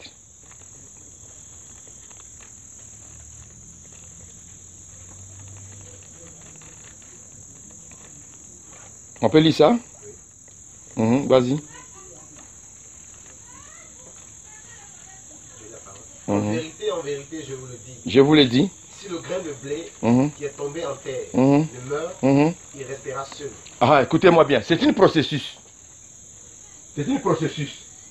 La semence ne peut jamais donner la vie s'il ne passe pas par le processus de la mort à la vie. Je ne sais pas si vous comprenez. Là, vous allez comprendre directement que la fête de moisson, dans la Nouvelle Alliance, nous parle de la mort et la résurrection de Christ. C'est une semence qu'on a sémée. Il dit, si la semence ne meurt, demeure seule. Mais si la semence meurt, donne la vie et puis ça se multiplie. On ne peut pas planter un grain d'arachide et puis récolter un grain d'arachide. C'est pas possible. Lis. Il dit quoi? En vérité, je vous le dis. Je vous l'ai dit. Si le grain de blé qui est tombé en terre. Qui est tombé en terre, les grains de blé. Ne meurt. Il reste seul. Mais s'il meurt, il porte beaucoup de fruits. Il parle d'abord de lui-même, Jésus. Étant le grain de blé, il tombe par terre. Et qu'est-ce qui se passe? Le grain de blé meurt. Voilà pourquoi Jésus a dit, je suis le pain de vie. Or, à travers le blé, on fait quoi? Le pain. Il parle de lui-même. Il faut qu'il meure. C'est un processus. Il faut qu'il meure. Maintenant, en mourant, c'est là maintenant, Jésus peut ramener plusieurs dans la maison du Père. C'est comme le jour de la récolte. Ok? Quand on vient récolter avec espérance. Imaginez-vous, tu viens récolter. Si le grain que tu as semé n'est pas mort, ça ne peut pas produire. Mais si c'est mort, dès que ça commence à produire ces grains-là, ça va se multiplier dans la terre.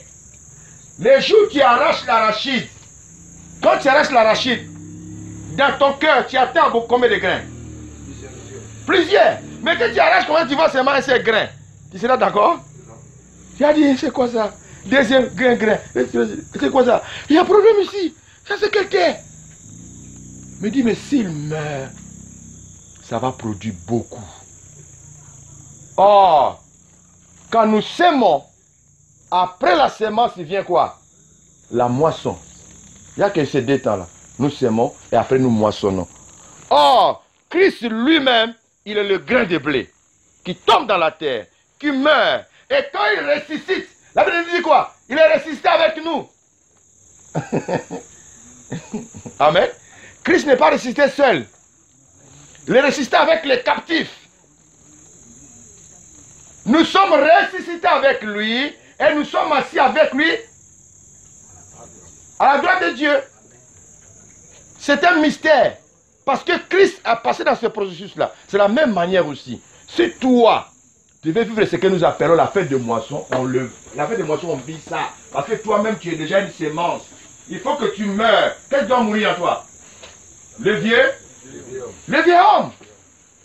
Il faut que le vieux homme meure pour que tu ressuscites un homme nouveau. Voilà pourquoi j'ai dit que la fête de moisson dans la Nouvelle Alliance, ça ne se fête pas, mais ça se vit. Parce que nous sommes une semence de Dieu.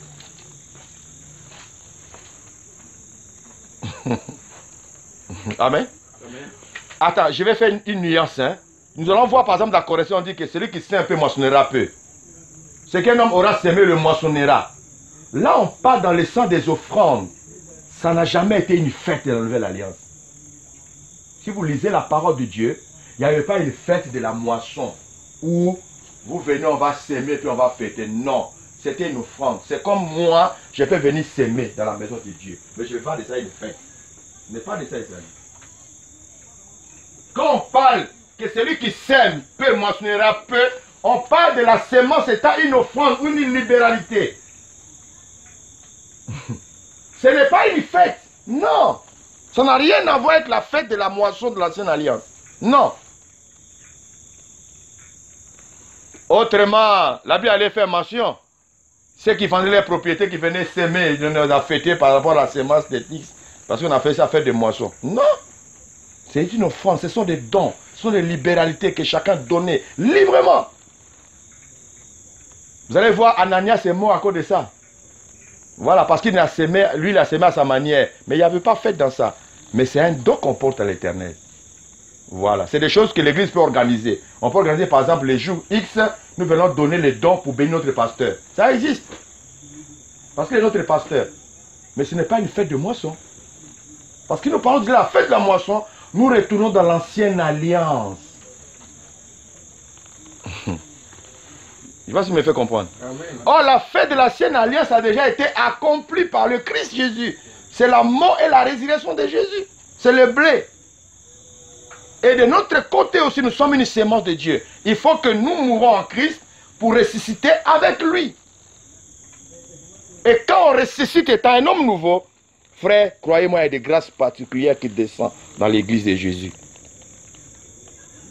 Que Dieu nous bénisse. Amen. La moisson n'est pas finie. La moisson ne parle pas simplement aussi. Non seulement du corps de Christ. Jésus a parlé de ça. La moisson. Vous voyez? Là, j'ai dit, la moisson aussi nous parle de jugement dernier. Nous parle aussi de jugement dernier. La moisson. Matthieu chapitre 9, versets 37 à 38.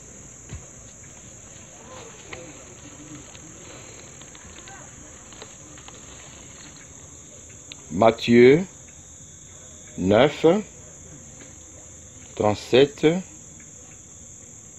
à 38.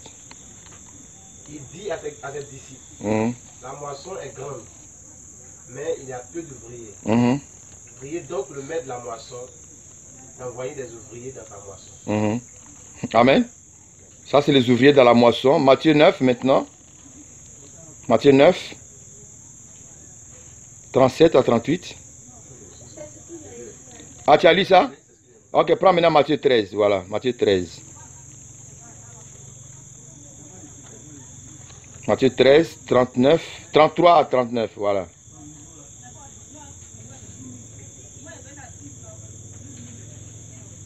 Il leur dit cette autre parabole. Le royaume des cieux est semblable à du levain qu'une femme a pris et mis dans 3 mesures de farine jusqu'à ce que la pâte soit toute levée. Jésus dit à la foule toutes ces choses en parabole et ne leur parlait point sans parabole, afin que s'accomplisse ce qui avait été annoncé par les prophètes. Vas-y. J'ouvrirai ma bouche en parabole. Non, prends verset 38. Je vais directement au verset 38. Oui. Le champ, c'est le monde. Le monde. La bonne sémence, ce sont les fils du royaume. L'ivresse, ce sont les fils du malheur. L'ennemi qui l'a sémé, c'est le diable. La moisson, c'est la fin du monde. Et les moissonneurs, ce sont les anges. Les anges. Vous voyez? Non, c'est déjà bon. Tu es arrivé au verset 39, non? Oui. Voilà. Ok. Et là, il dit, la moisson, c'est la fin du monde. Le moissonneur, ce sont les anges. Là, il parle maintenant de la moisson. Ça, dernière explication. La moisson. La moisson, c'est le monde. Les moissonneurs sont les anges qui viendront déraciner le livret qui a été sémé parmi les blés. Ça, c'est la fin du monde qu'on va moissonner. C'est-à-dire enlever dans la moisson, là, le livret qui a été sémé. Ça, c'est la fin du monde qui va y arriver. Donc, voilà un peu ces aspects qui identifient la fête de la Pentecôte dans l'Ancienne Alliance, dans la Nouvelle Alliance. Tu ne verras nulle part où ça a été recommandé de fêter la Pentecôte. Non. Dans la Nouvelle Alliance, ce n'est pas la même connotation. Parce que c'était la fête de prémices, Christ est le prémisse. Vous comprenez? Ça a été la fête de la moisson. Et nous voyons ici Jésus-Christ lui-même. Nous avons vu la résurrection, étant le blé. Ok? Et secondo, nous voyons la loi qui a été promulguée à la Mont Sinaï. Ce n'est plus dans la table, mais c'est dans notre cœur. On ne peut pas fêter ça.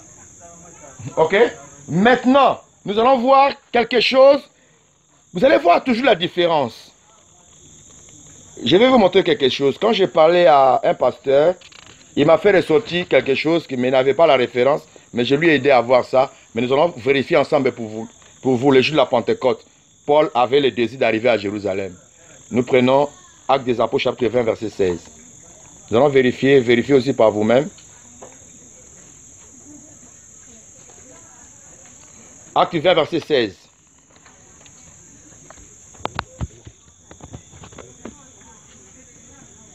Après, nous allons prendre 1 Corinthiens 13, verset 23.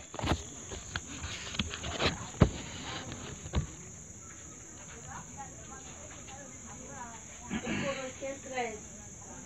Verset combien? 1 Corinthiens 13. Non, j'ai dit Acte 20, verset 16.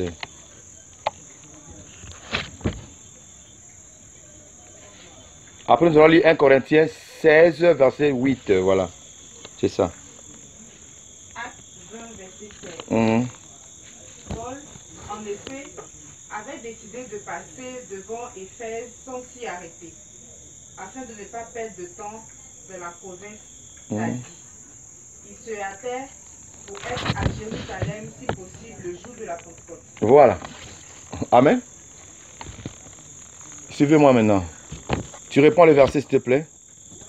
Paul, en effet, avait décidé de passer devant Éphèse sans s'y arrêter. Sans s'y arrêter. Il a décidé de passer devant Éphèse. C'est-à-dire qu'il ne va même pas s'arrêter à Éphèse. Le désir, c'est quoi? Il veut se hâter pour arriver à Jérusalem. On continue? Afin de ne pas perdre de temps. Afin de ne pas perdre le temps. Dans la province d'Asie. Oui. Il se hâtait pour être à Jérusalem, si possible, le jour de la Pentecôte. Il s'est hâté pour être à Jérusalem, si possible, le jour de la Pentecôte. Est-ce que cela veut dire qu'il partait fêter la Pentecôte? Je vous donne le soin. Il va arriver à Jérusalem le jour de la Pentecôte. C'est une jour de fête.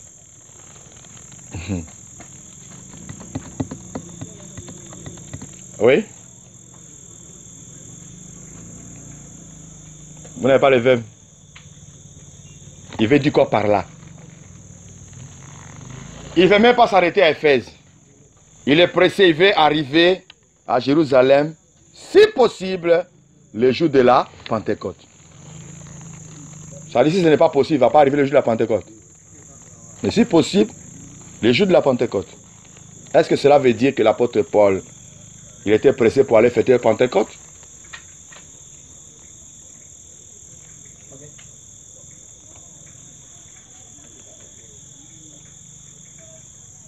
Oui?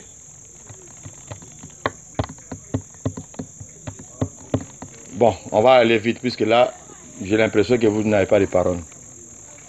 Oui. Oui. Il a dit que, j'ai pas lu le verset 6, mais le verset 7. Le premier jour de la semaine, nous étions réunis pour rompre le pain. Paul qui devait partir le lendemain, se soutenait avec les disciples pour manger jusqu'à minuit. Mais il a dit qu'il était réuni pour rompre le pain. Rompre le pain. C'est quoi?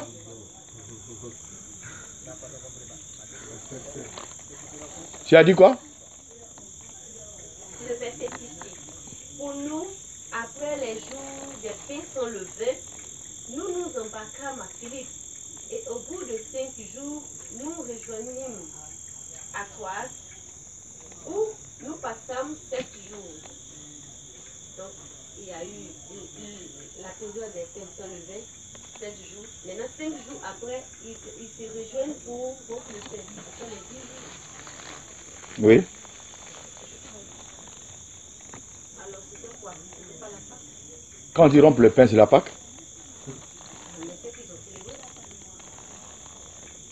La Sainte Seine, en fait, tu vas te ramènes toujours en arrière. C'est toi que j'ai cherché tout à l'heure là.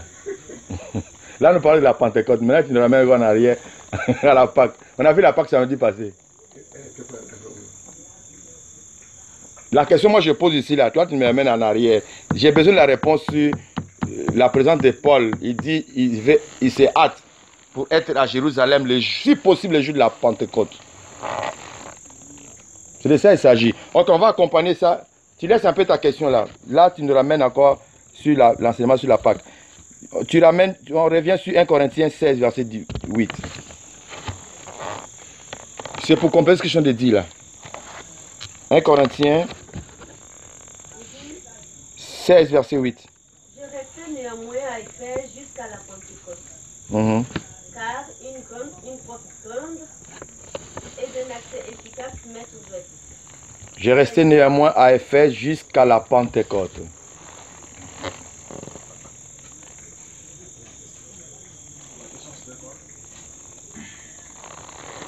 À Éphèse, il dit, il ne voulait pas rester à Éphèse, il voulait forcément arriver à Jérusalem, si possible le jour de la Pentecôte. Est-ce que Paul, il partait pour fêter la Pentecôte? Pour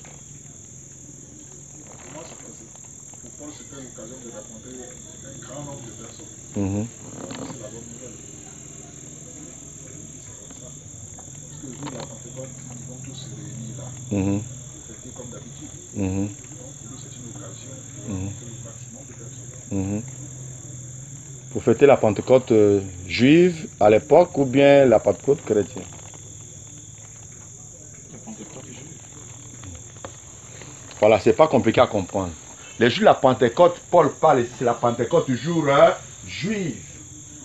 Voilà pourquoi je vous ai donné le passage de Actes des Apôtres, chapitre 2, verset 1.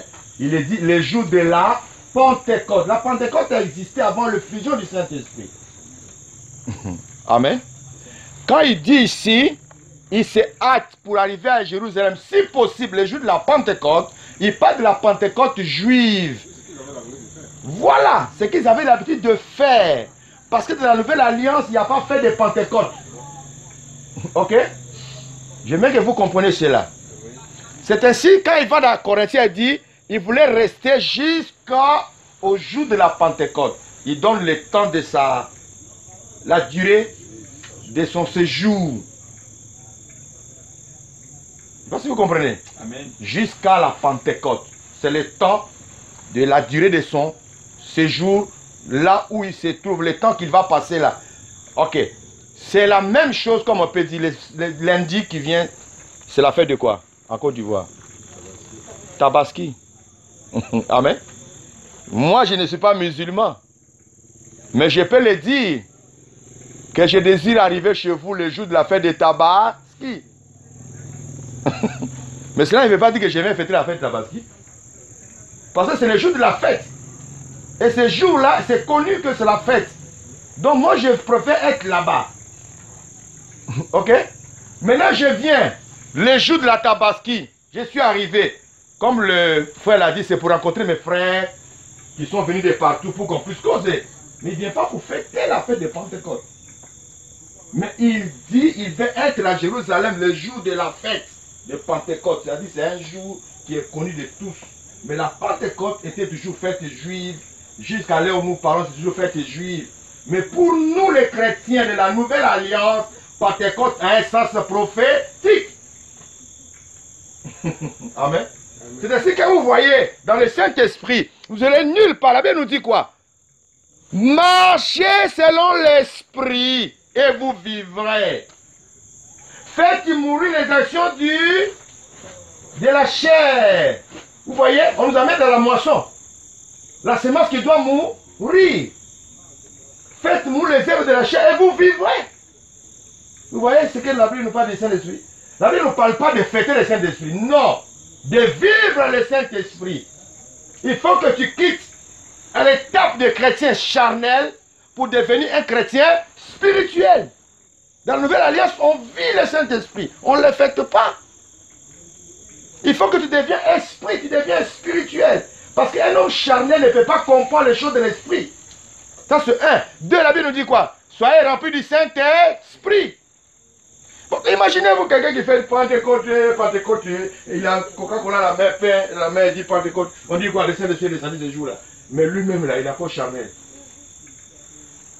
Ça n'a pas sa raison d'être. Lui-même, il ne se laisse pas conduire par l'Esprit de Dieu. Il est têtu contre le Saint-Esprit. Ok? Vous allez voir que la Bible dit qu'on n'attristez pas le Saint-Esprit. Quand nous faisons ce qui n'est pas conforme à la parole de Dieu, le Saint-Esprit devient quoi? Triste. Parce que tu n'obéis pas.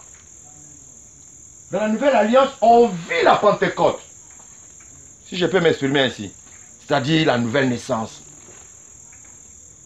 Amen. Amen. Nous vivons la Pentecôte, on ne la fête pas.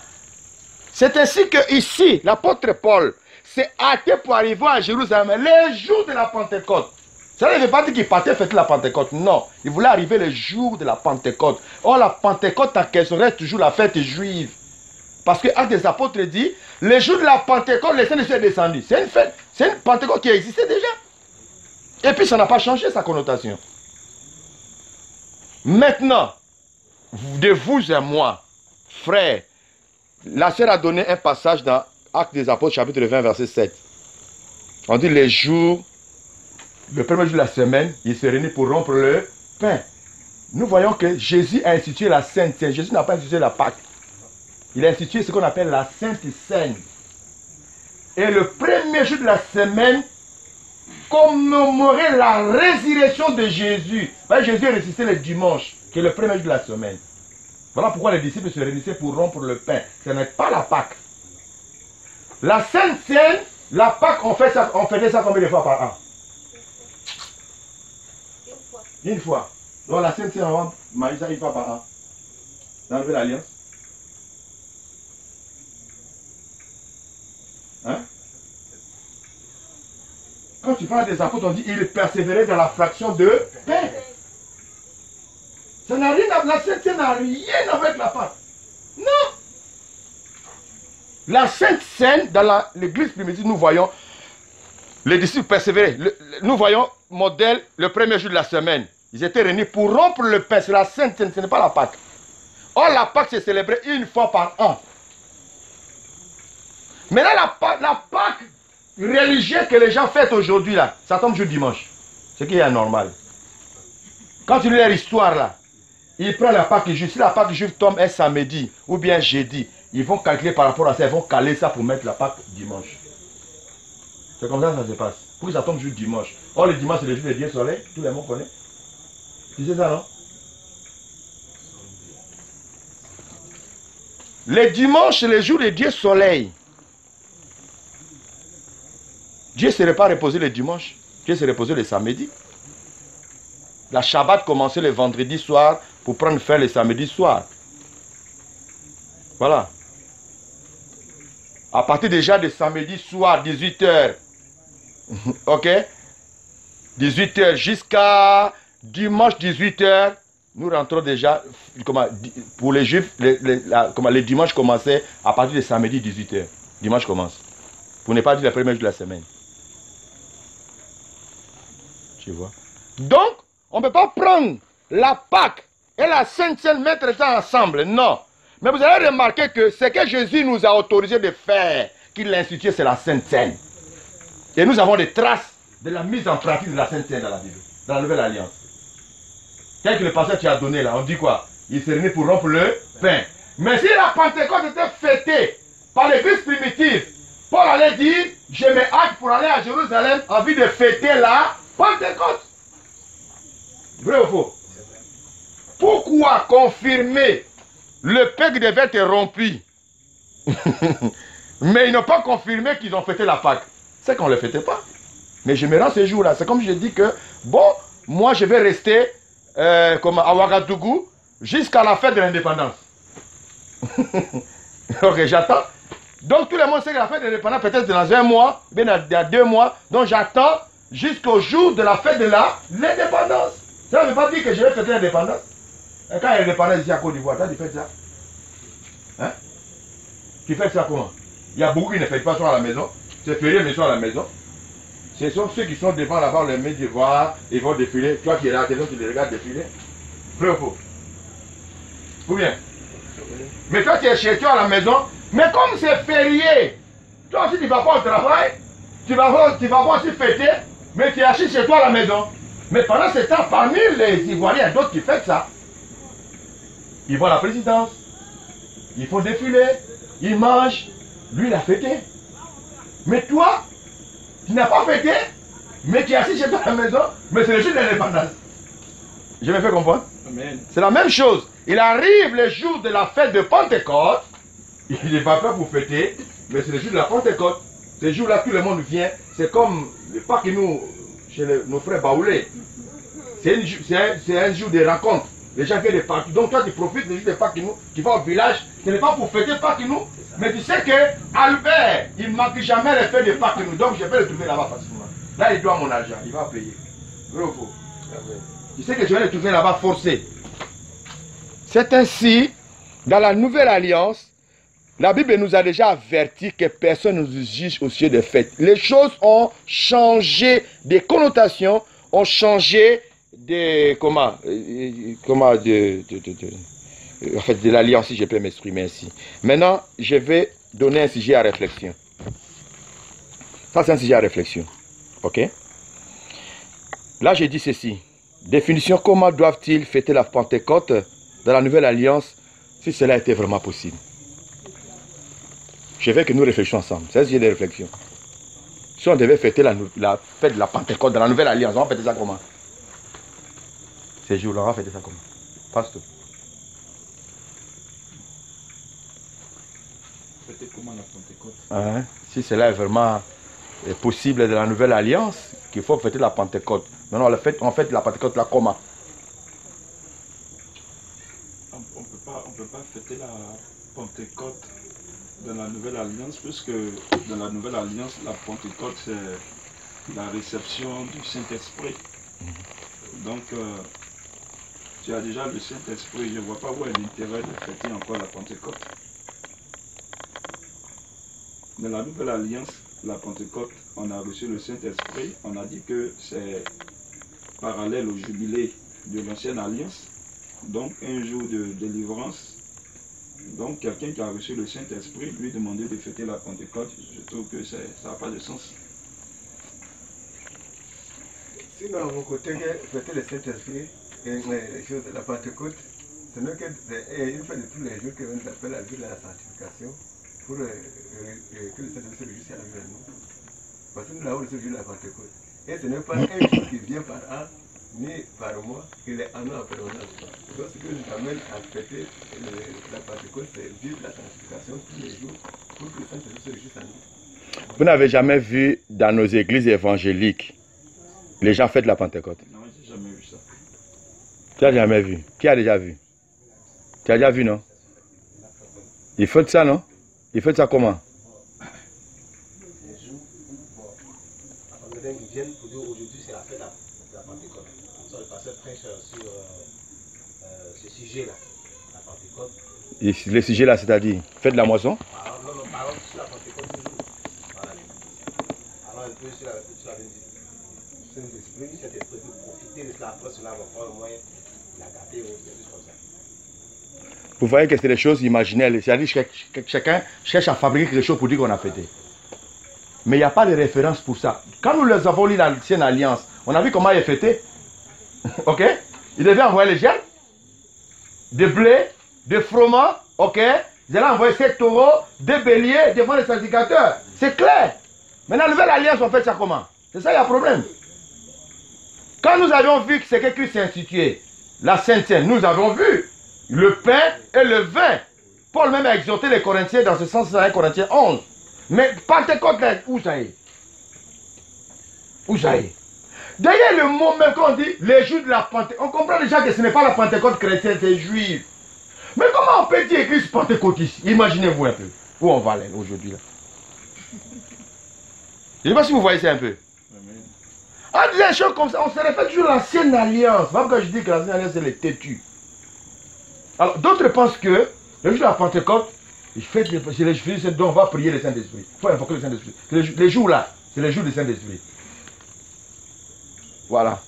Aujourd'hui, c'est la Pentecôte. Frère, Saint-Esprit va descendre parce que c'est les jours de la Pentecôte. Levez, alléluia. Ouh, le Saint-Esprit descend. Saint-Esprit descend. Il y a d'autres même, ils ont invoqué Saint-Esprit aussi, ne descend pas. Moi, j'ai déjà vu.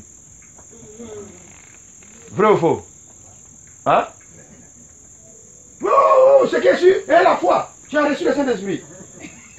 Saint-Esprit lui-même qui sait que c'est son jour. Frère, il n'a pas besoin que tu l'invoques. Vrai ou faux? Le Saint-Esprit sait qu'aujourd'hui c'est mon jour, que je dois descendre. Ces jours-là, on doit donner les communiqués à la radio. Il ne faut pas que personne va sortir, les avions ne volent pas, parce qu'on ne sait pas ce que le Saint-Esprit va faire. Parce que le Saint-Esprit c'est un vent. Il souffle comme un vent impétueux. Imaginez-vous que c'est ton anniversaire. Tu veux fêter ton anniversaire. Je dis si tu veux fêter ton anniversaire, c'est la joie. Regarde un peu comment tu vas. Maintenant, le Saint-Esprit sait qu'aujourd'hui c'est son jour. Alors, il va descendre. Tu n'as pas besoin de l'invoquer. Il va descendre maintenant au marché. Il va descendre chez le chauffeur. Il faut garer la voiture parce que ça va chauffer. Ça va descendre dans le marché. C'est lui qui pilote l'avion et le Saint-Esprit le prend. Et il y aura des accidents, frère ou faux. Parce que c'est le jour du Saint-Esprit.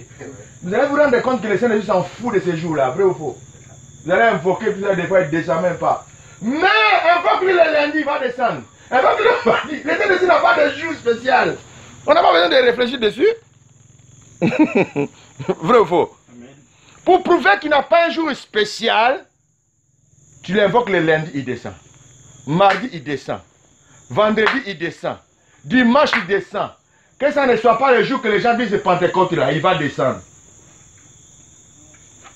Vrai ou faux? Ça fait que nos religieux ont fait des personnes qui ont pris Saint-Esprit, ils ont travaillé ça en poudre. Poudre nous a dit c'est le Saint-Esprit. C'est le Saint-Esprit, on dit le jour de la Pentecôte. Suivez le journal de 20 heures. Le jour de la Pentecôte, suivez, vous allez voir les résultats des fêtes de la Pentecôte. Dans les églises, comment ça s'est passé? C'est le jour là même, les gens font les gens. Après, il n'y a rien. Moi, j'ai vu une fois Assemblée de Dieu a fêté Pentecôte. Ils ont fait l'évangile, elle a prié. Frère, il n'y a rien. Rien. Moi, quand j'ai fait mes délivrances, je n'attends pas le jour de Pentecôte, ou qu'ils disent Pentecôte. Non. Saint-Esprit n'a pas besoin de ça. Saint-Esprit a besoin que toi, tu sois en communion avec lui. Quand tu l'appelles, il vient. Il vient. Il va se glorifier. Parce que le Saint-Esprit, c'est Dieu. Il n'a pas un juge spécial pour descendre. Non, ça n'a jamais existé. Ouvrez notre intelligence par la grâce de Dieu. Que Dieu ouvre votre esprit. Amen. Amen. Il n'y a pas le jour de la Pentecôte dans l'église, dans la Nouvelle Alliance, il n'y en a pas. Ou le jour du Saint-Esprit, il n'y en a pas. Parce que le Saint-Esprit a existé avant l'église. C'est le jour de la Pentecôte qu'il est descendu dans l'église. Ok? Et puis le Saint-Esprit n'aime pas le stationnement. Quand nous lisons dans Genèse 1, on dit l'Esprit se mouvait. Lui, il est toujours en mouvement. On dit le Saint-Esprit, l'Esprit de Dieu se mouvait au-dessus des eaux. Il n'est jamais tranquille, lui. Parce que quand il rentre ici, là, tout le monde ne sera plus tranquille. Il aime le mouvement. Les mouvements. Vous voyez? Il arrive le jour de la Pentecôte, il vient comme un vent impétueux, il dérange tout le monde. D'autres commencent à parler dans les langues là-bas. Quand le Saint-Esprit descend, voilà. C'est lui, le vent. Et c'est là Paul dit, non, c'est Jésus qui a dit. Il dit à Nicodème, il faut que vous naissiez de nouveau. Si un homme né d'eau et d'esprit ne peut entrer dans le royaume des cieux. Il dit comment un homme peut entrer d'eau et d'esprit. Il dit, ce qui est né de chair est chair. Ce qui est né de l'esprit est esprit. Parce que celui qui est de l'esprit devient esprit. On dit, on ne comprend pas ce que tu es. Ce que tu fais, tu deviens esprit. Mais pourquoi les païens, le monde mystique comprend facilement qu'il doit naître de l'esprit? Nous, on ne comprend pas ça. Un sataniste, il faut se mettre initié pour que tu deviennes démon. Vous savez ça, non? Qu'il arrive à sonner de son corps, arrive à mystifier des choses. Mais toi, tu ne sais pas qu'il faut que tu changes de nature pour que tu deviennes spirituel. Tu quittes la chair, tu deviens spirituel. Bon, tu es encore charnel, tu es en train de fêter Pentecôte. Comment on peut expliquer ça? Que tu fais ça comment même? Et voilà la question que je posais à un pasteur quand il m'a souhaité faire de bonne année, bonne fête de Pentecôte. Je lui ai posé, on fait ça comment? Il dit, ah, apôtre, et toi aussi. Tu ne connais pas Pentecôte? Moi, je dis, mais j'ai entendu parler, mais je ne sais pas comment on fait ça dans la Nouvelle Alliance. Bon, il faut laisser, c'est bon. Parce qu'il n'a pas de réponse à ça. Que Dieu nous bénisse. Amen. La question?